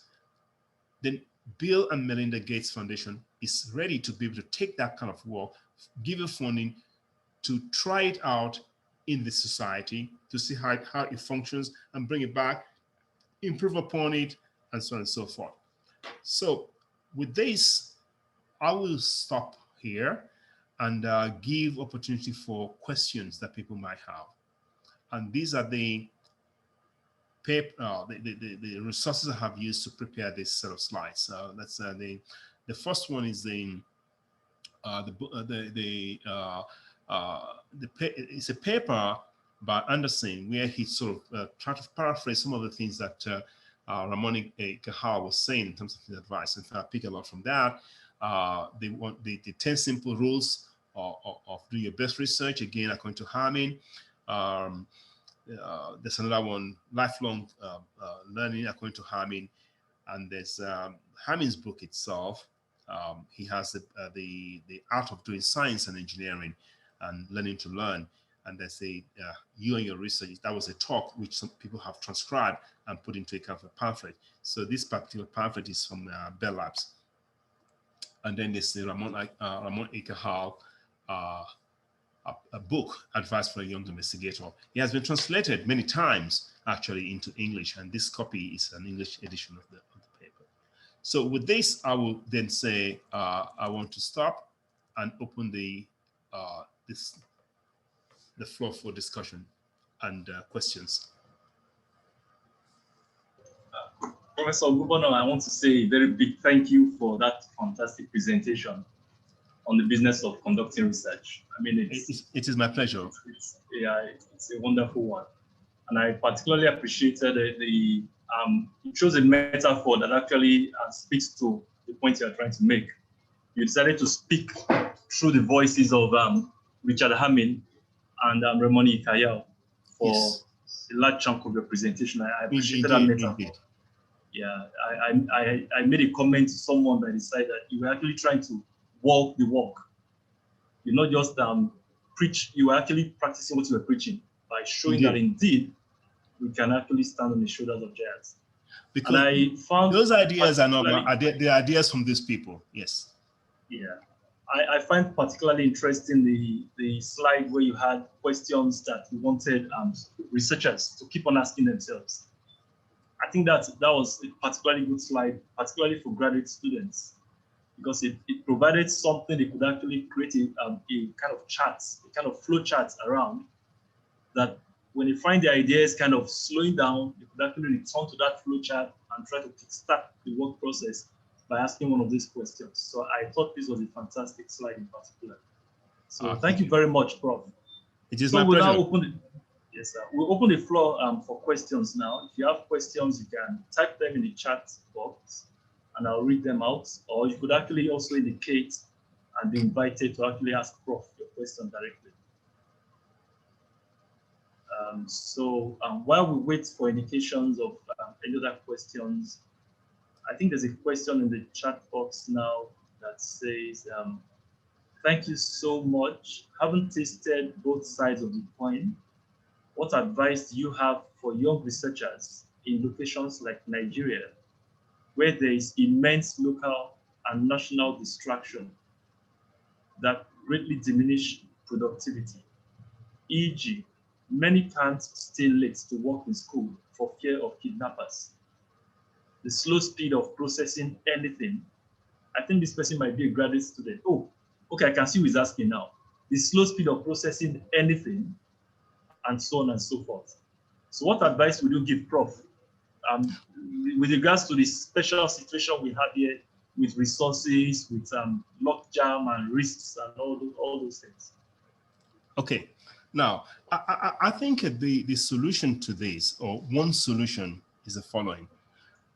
Let us say we have got a big problem that we are able to sort of formulate appropriately. The next step is, which part of it can I solve? In fact, I said to my students, I said, we cannot boil the ocean, but we can take a cup from the ocean and boil it. The same way, a problem might be so big that it's like an ocean. It's not, we cannot boil it. We don't even have the energy to boil the ocean. So, but what we need to do is to sort of take the cup, the size of the cup that we can boil locally, and we boil that. Now, see, this is where the idea of having the tools to solve a problem comes in. If I pick a problem, and I'll give you an example of something that happened to me recently. I'm working with a student who we've been sort of looking at image registration. I mean, we're looking at the how to register two images, but medical images. We have the retina of the human eye.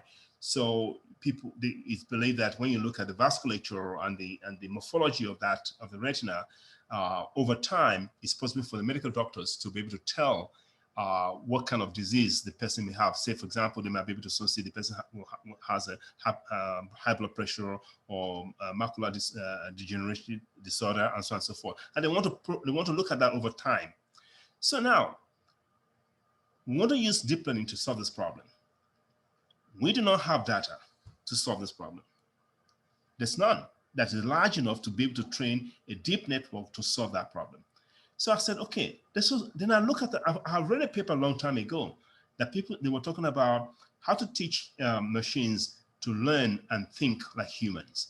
And one of the things the guy said was this idea of the hierarchical way of putting solutions together, whereby we can take a problem and we divide it into small parts. And they went on to say that even with humans, it seems there are some parts that we already have inbuilt in us, and we just sort of attach another part to solve a secondary problem. We're able to sort of piece things together and solve a problem. I said, okay, let's take a cue from that. Supposing we look at that registration problem. I said, looking at the registration problem, it's about finding where is what in a quantitative manner. But supposing we look at that and we say, the first thing people will need to do is that, has something changed at all in these two images? That's the first thing people will have to solve. If it has changed, what has changed and by how much? So I said, okay, now let us set the problem of, has something changed? That we can solve by just taking an image and translating it and morphing it in different ways randomly and use it to train a network. That is in our hands. We don't need to get large data set because we talk to the hospitals, they say they don't have it. So once we did that, we now know we have a network that knows how things can move, but by how much it doesn't know. We can now build a smaller network that does not need a lot of data to train. That is within our hands, that we're going to now attach to it and do a kind of a transfer learning type of scenario to solve the bigger problem. What I'm trying to say here is that don't give up. Look at the problem in a different light. Which part of this problem can I solve now with what I have? And how will I reformulate the problem? It's about thinking through the problem, how to reformulate it. Now, when you talk about working late at night, working hard, yes, it depends how you look at it in terms of, say, can you go home and continue to work? Or it's not possible to work at home at all? It's okay. Even at work, we have got 7 hours or 8 hours of working time. If you say, I mean, like in Australia here, we start work by, work normally is about say 9 o'clock and it doesn't finish until 5 o'clock. So we call it 9 to 5. In Nigeria, I think work starts earlier. By my recollection, maybe around 8 o'clock or so, work starts. And then it finishes about say 3:30. It's about the same 8 hours. Within 8 hours, a lot can be done. So you can say, I will limit myself to just the 8 hours. When I get home, I do nothing. That's fine. But so long as it is consistent, that you keep that commitment to solve this problem and you have it constantly in your mind, I believe something will happen. Thank you very much, Prof. We have a number of questions. Okay. There's another question here. Is there really any free lunch? That is, how does one get funding for research without restrictions or caveats? Okay. When you say, how do you get funding for research without caveat?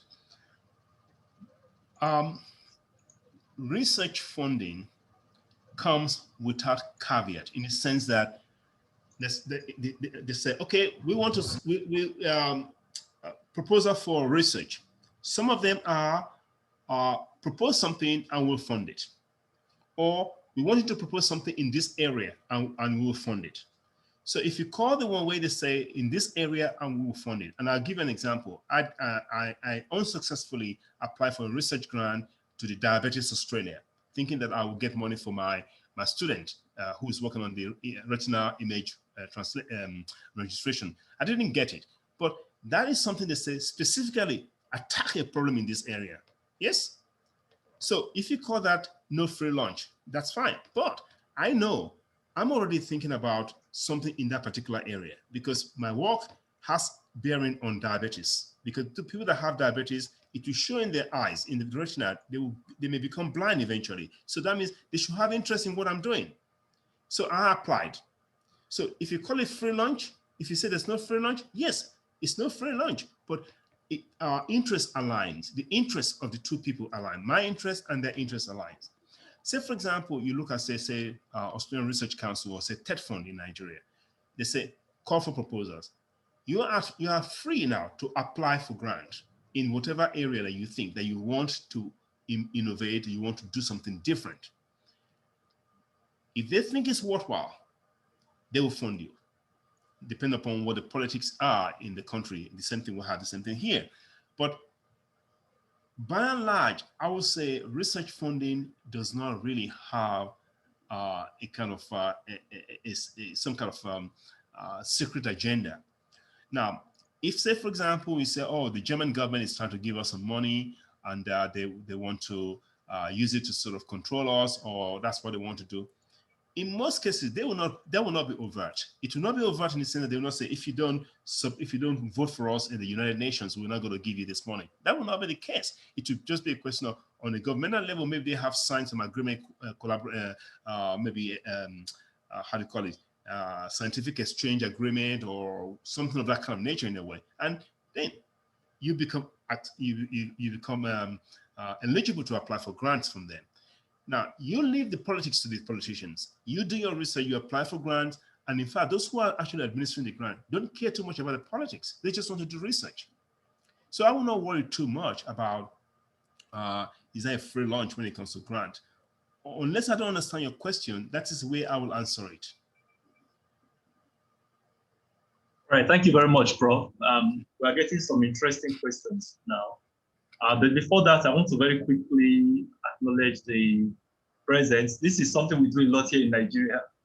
But I noticed the name on the attendance list that I was quite happy to see. Professor Elokende has actually been with us from the beginning and is still here.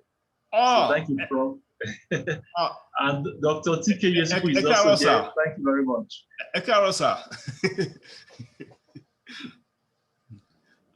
Hello. Yes, sir. Yes, sir. Thank you for attending, sir. We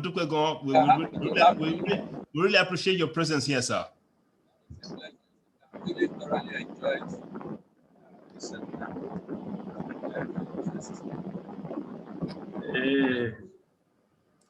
Sorry, poor network. Thanks, Prof. So quickly, there's another question because questions are coming in very fast now. I have one that says, maybe I should ask Dr. Mr. Ogumba, please. Can you ask your question? Oh, okay. I was actually typing each of my questions out, but can you hear me? I can hear you. Yes, I can hear you now. Yes. Okay. Well, first of all, thank you very much for the great presentation, Prof. Thank you.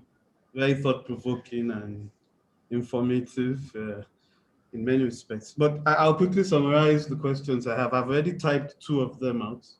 Okay. My first one is about what an important problem is, and I'm a bit confused because the first part of the presentation, Hammond, I'm mixing it. Hammond was talking about the important problem, and then Ramon was saying, well, no problem solved is too small / don't be discouraged if you are not solving, if the problem being solved is not clear, or that there's always a problem that is being solved by the solution one prefers. So on one hand, is that a contradiction? Are we? No, it is not a contradiction. Actually, it is not. Okay. Okay. The key issue here is this: when you say important problems has. I'll put a following definition. It changes something. It changes the way we look at things. Now, that could be a simple thing like say, okay, let me give you an example of what I call my own encounter with an important problem. Somebody came to do sabbatical when I was working at Motorola, and we're having lunch, and we're talking about how is it possible for us to be able to measure the signal to noise ratio of a processed image. So that discussion went on, and we said, well, perhaps it's better to sort of rather have a global signal to noise ratio. Can we have a kind of segmented signal to noise ratio? From there, we started thinking, how do you do that? And you wouldn't believe this, that we ended up inventing a new transform. In fact, there's a paper we have on the attribute translation of signal processing called the multi-resolution version of the singular value decomposition, whereby you know the singular value decomposition, where you do like a kind of eigenvalue decomposition. But to make it in a kind of a multi-resolution version, so we can look at a signal at different resolutions, at different scales. Now we put that problem there. We said this is a problem that we have extended the SVD in a multi-resolution fashion, left it there. A few years later, believe me, they have used it to do steganography. They have used it to do so many things. That paper now has close to about 120 citations. Now, is that an important problem? Does it make the market woman to become richer at that point in time? I would say no, but it extended a known theory. So if you look at it from that point of view, that what is an important problem? It changes the state, our way of thinking. It changes the way we look at things. Now that change could be a step change, could be a small change, could be a kind of quantum change. It is important. So if you look at what Kahal is saying, he said, eventually all scientific findings, that means it's not just, we just sort of play with things. No, it's a scientific finding, worthwhile to be spoken about. How we eventually have a usefulness. That's what he said, right? So in doing that, you will probably have asked yourself, what's important? And you might find out, well, in terms of what I can do in my own little corner, I can just sort of polish this part, make sure people can see better. It's okay. It's okay. Okay. So I take so it you that can see that it's not a contradiction as such. No. Okay.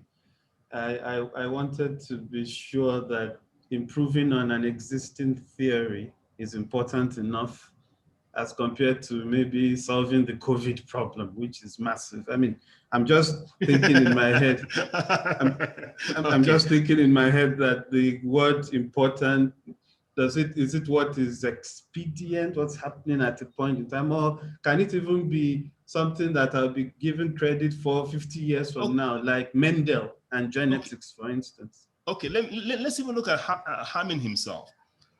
The Hamming window is a way to solve the spectral leakage in spectral analysis. People have been doing spectral analysis. They use Fourier transform for it, right? Yes, sir. But he came to say, well, actually, by doing the Fourier transform that way to get a spectrum of a signal, you're actually putting a rectangular window on it. And that way, you're going to have the Gibbs phenomenon at those edges. That's why you have the spectral leakage. Let's taper the signal. Hence that Hamming window. So you can see that he has just improved already what we know. He makes us think about it in a different way. Okay. Right? Okay. All right. So that's even going to Hamming himself. Yes.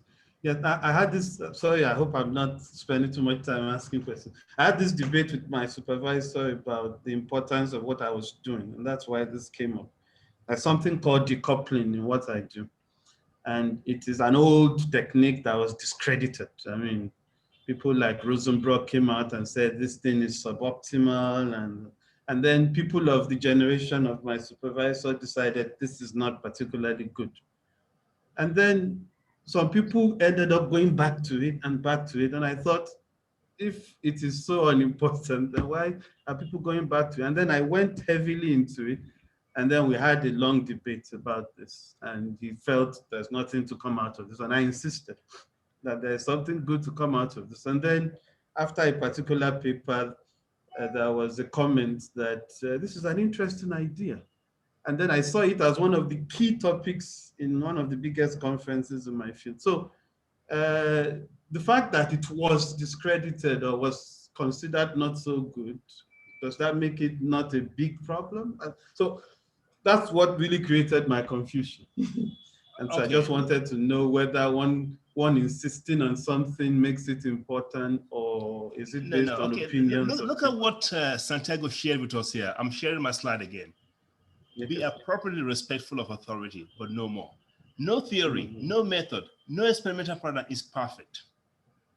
You can always find defect with everything. In fact, I will go as far as to there's a guy called, I think his name is called Good. He said, all theories are wrong. All theories. He went as far as to say that. Say all theories are wrong. And I can see why he's saying that. Because when you have a theory, you have constraints around it. Given blah, blah, blah, blah, this obtains. Supposing I remove one, I relax some of those constraints, what happens? Maybe that theory does not hold anymore. Can I find a way to be able to extend that theory to take account of those things that we have excluded? Because every theory has a kind of what I call exclusion zone. Can I extend the exclusion zone? If I do that, I have created something new. I have solved an important problem. Because people who are looking at it in a particular way before, I've extended their vision now. So it could be that now the point you need to do with your the theory that you are working on is to be able to show that indeed you have extended this and it is useful for X, Y, Z. The reason why it's not working before is this. Okay, let's say for example, you look at deep learning. People have talked about deep learning for a long time. Oh yes, it's not new. Deep learning is not new. What is new is how to train deep networks. When that was solved, deep learning became a big thing. So deep learning has been locked in the cupboard as a theory that is useless. Nobody knows how to train it. Then we found how to train those deep networks. Before, you can only train maybe just a few layers. Shallow networks you can train easily. Deep networks, not possible. But now look at, say, Google Net, you look at ResNet, these are things like they have about like a 10 million parameters, 60 million parameters that we can train now. So can you see just that simple thing, say we now know how to train deep networks, changes everything. That's an important problem. Or another important problem. So if you can come up with how to make this theory that you're talking about to work, to do what it's supposed to do, or to expand the constraint set in a way, in such a way that you say, look, the constraint used to be this small, but now I have relaxed the constraint, I can do more things with it now. And you either you prove it experimentally, empirically, or you prove it theoretically. Of course you have made a contribution. You have solved a big problem. You have actually created a tool. You have created a tool. Thank you, sir. Thank you very much, Prof. Thank you, Prof. So there's another question. Someone says, what is the best way to get into research for a new researcher who is planning to change careers? For example, okay. Or have you seen that? For example, he graduated as an electrical engineer, but looking to change fields to financial engineering or financial mathematics. Yes. So how does he go about this? Okay. Now, let us first of all start by saying, doing research is thinking. It's about thinking, right? Now, if you want to sort of maybe describe a house to somebody, you need to have the words you need to describe a house. You need to know a door exists. There's a floor. There's furniture in the room and all that. And then you can describe it to people. So think about financial mathematics as a new area. It's a new house that you want to go into. And you want to describe what's inside it. The first thing you do is to know what are the components of this. So for example, I'll say, okay, you want to do financial mathematics. What are the basic things that you need to? I know that they use partial differential equations. Black-Scholes equations come into financial mathematics. What are the tools I need to be able to do this? Maybe I need to learn some programming languages, like I say, Python, to be able to sort of write code in this area, or to be able to use C++ to write code in a way. But I need to be able to know financial mathematics. And financial mathematics, essentially, from what I understand, actually, because my son did financial mathematics, actually, partial differential equations comes very, very handy. You need to know a lot of, even ODE comes in very handy. Time series analysis, portfolio, like optimization techniques to do portfolio management, portfolio management in a way. How do you sort of, I'll give you 40 shares or 40 stock that you want to sort of put money into. How do you sort of make sure that you can put money appropriately and get the best yield in a way. So we have just talked about now the things that you need to go and read up on, so you have the language to understand how to even debate, how to talk about this thing.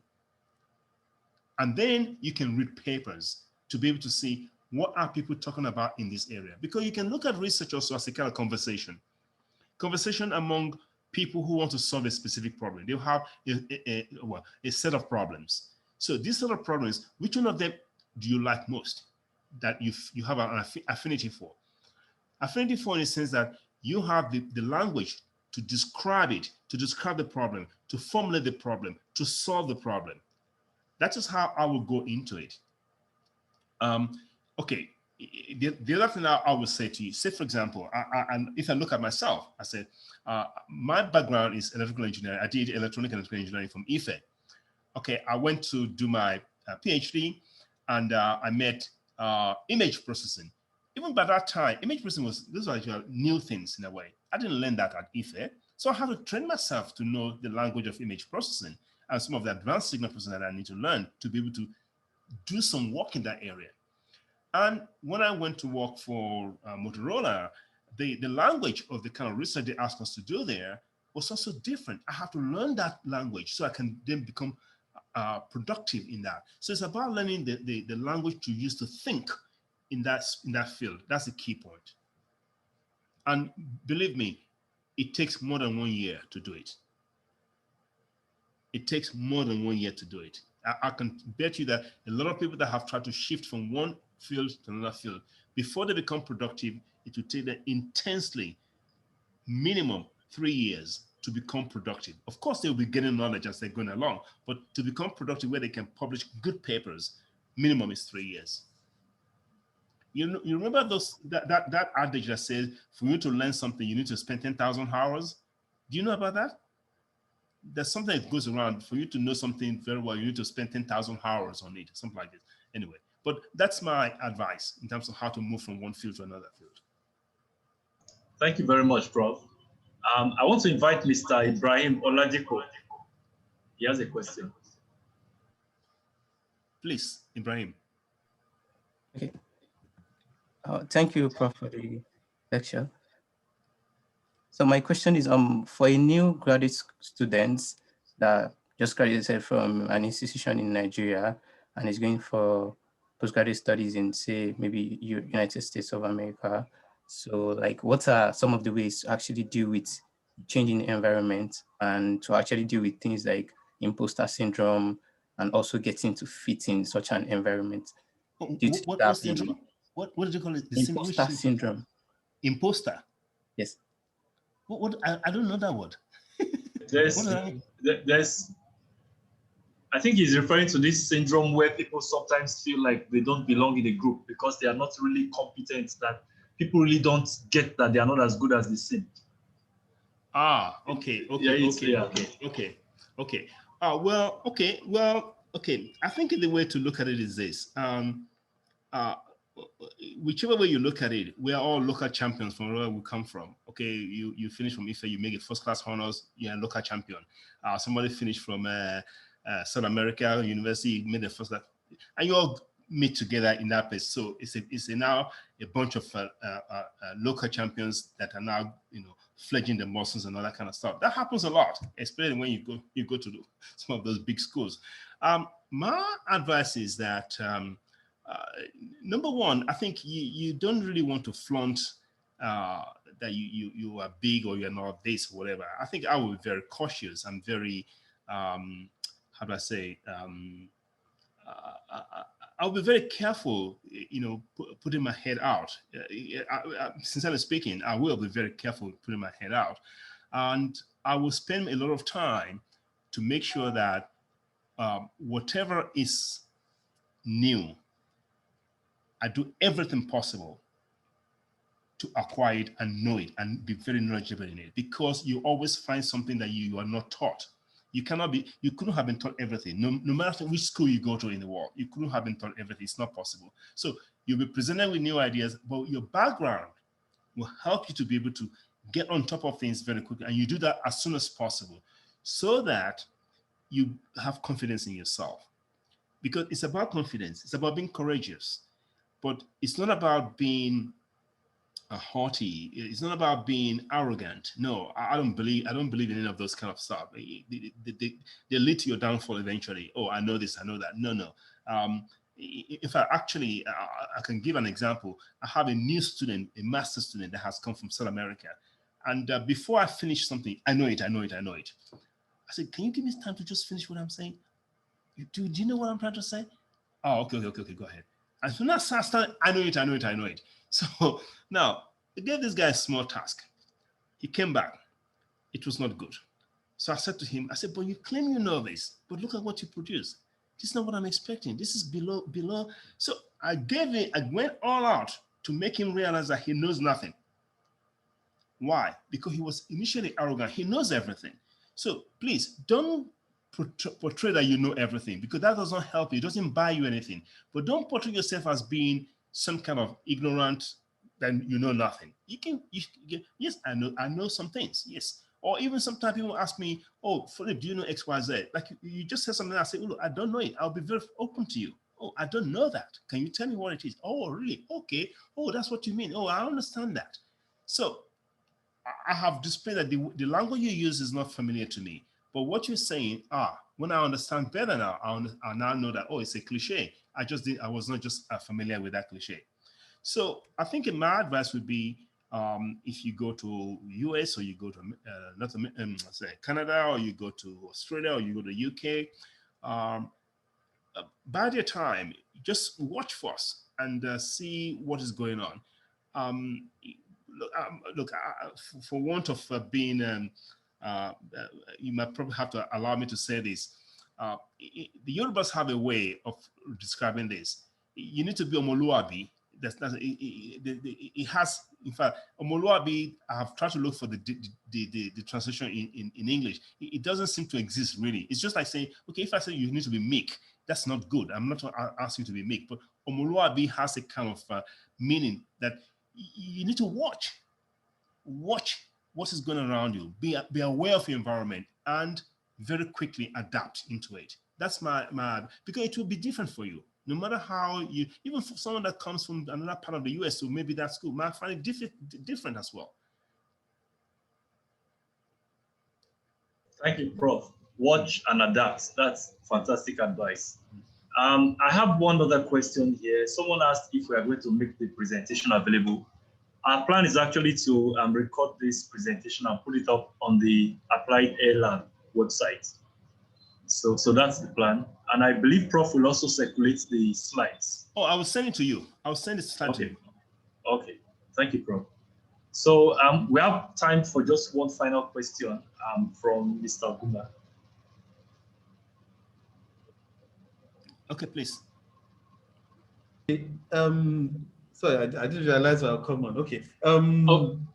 I said I was going to ask how to deal with the effects of bad mentoring or no mentoring for a student.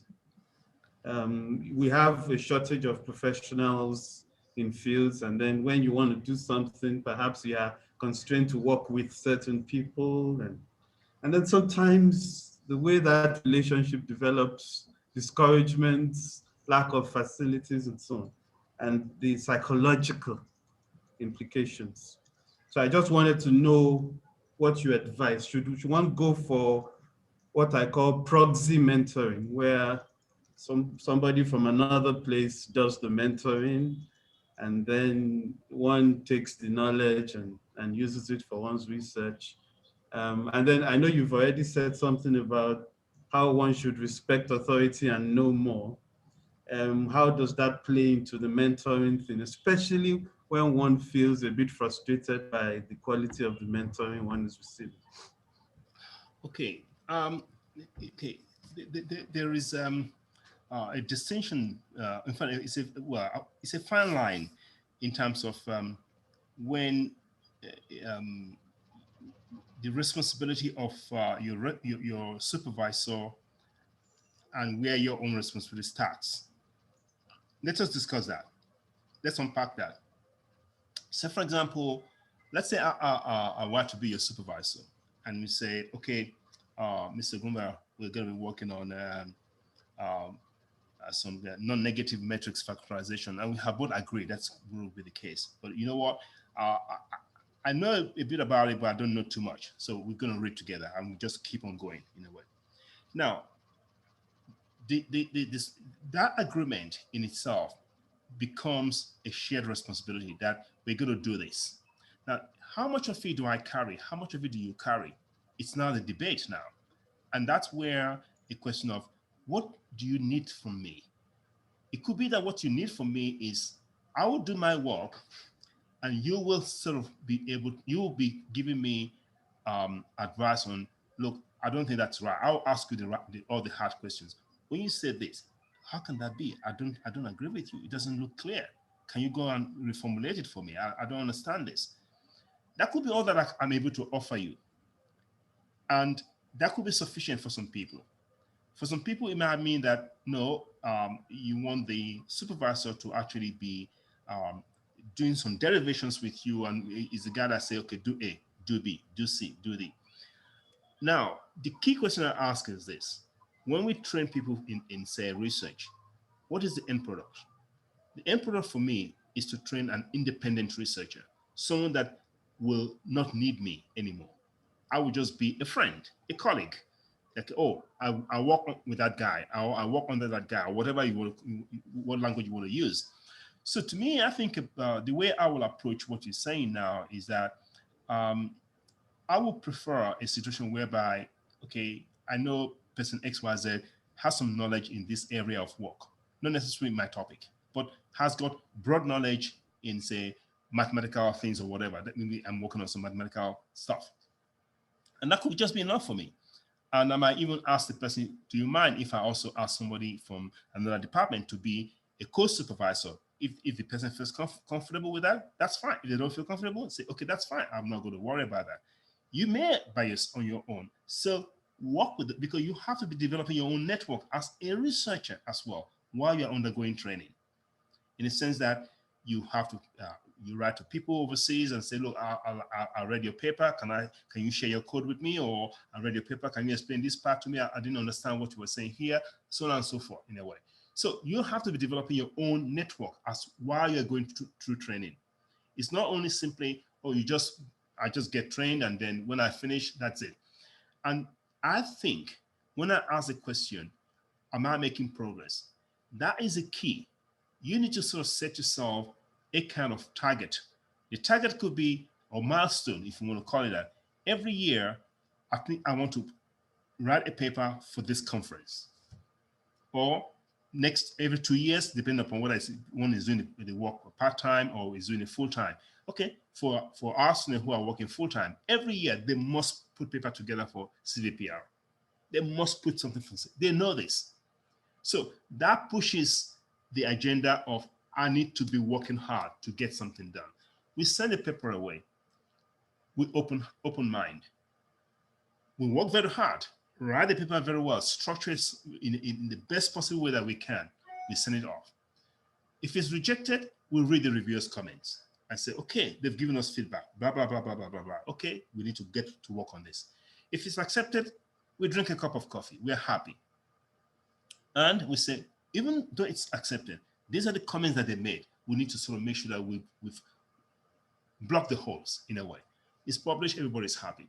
So that is another way. So you need to be somehow responsible for your own research in that sense. Your supervisor, in my opinion, will be the person that gives you that confidence that, yes, you can do it. Yes, you can do it. Okay, have you read this paper? Have you read that paper? I saw this. Now, that's, to me, is important from a supervisor to the student. I do that a lot for my students. I read papers and I say, oh, wow, this seems to be related to what we're doing. Say, well, I found this paper. I have gone through it. Read it, and let's discuss it at the next research meeting. We get to the research meeting. He or she has read it. I've read it as well. I thought about it this way. What do you think about it? Say, oh, sorry, it doesn't relate to our work. I'm mistaken. That's possible. That's why you say, dismiss the errors of your teachers. Do not defend or dismiss the errors of your teachers. Use them to define new problems. Say, okay, he's looking at it from this point of view. Why? Why did you think that way, Philip? So it becomes a dialogue. And I think that idea of developing that closeness, that dialogue, where, you know, there's a job to be done as an enterprise that you're building, that's important in a research environment. For me, I think that's very important. And that's what I would like to see developed in the department.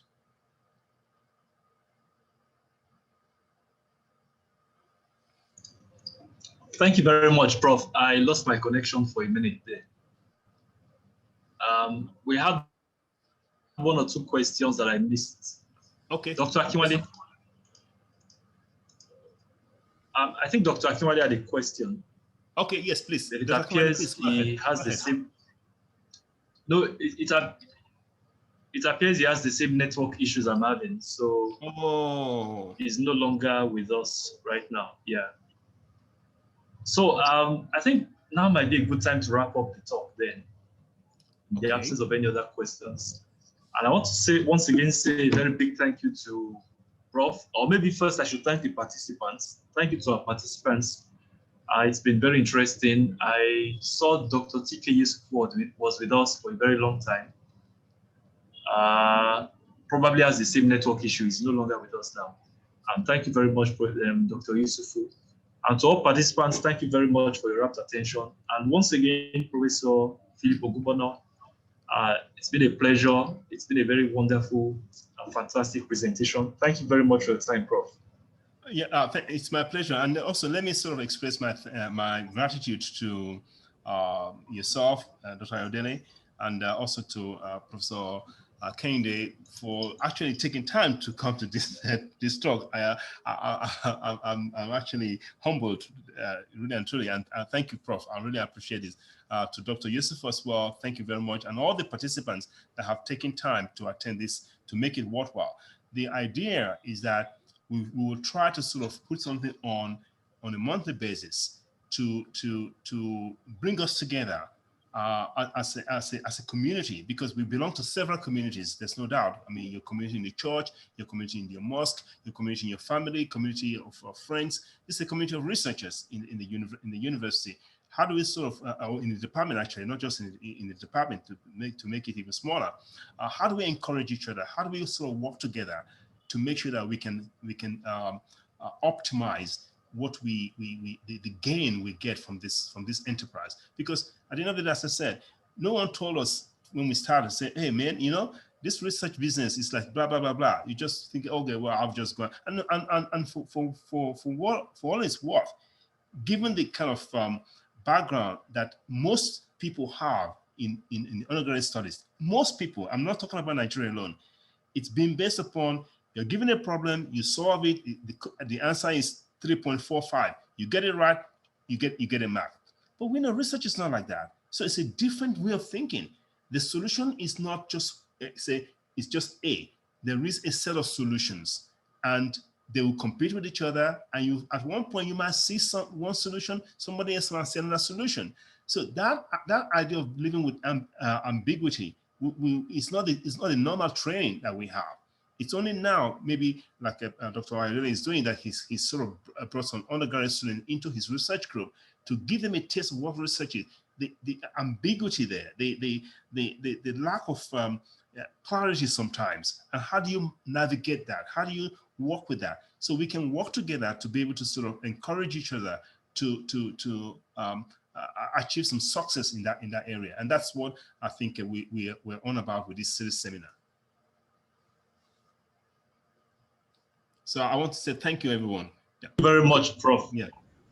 Thank you, Prof. So the next seminar will be presented by Dr. A.M. Jubril, and we're hoping it to be something on Koopman operator methods for handling nonlinear systems and high dimensionality in data-driven analysis.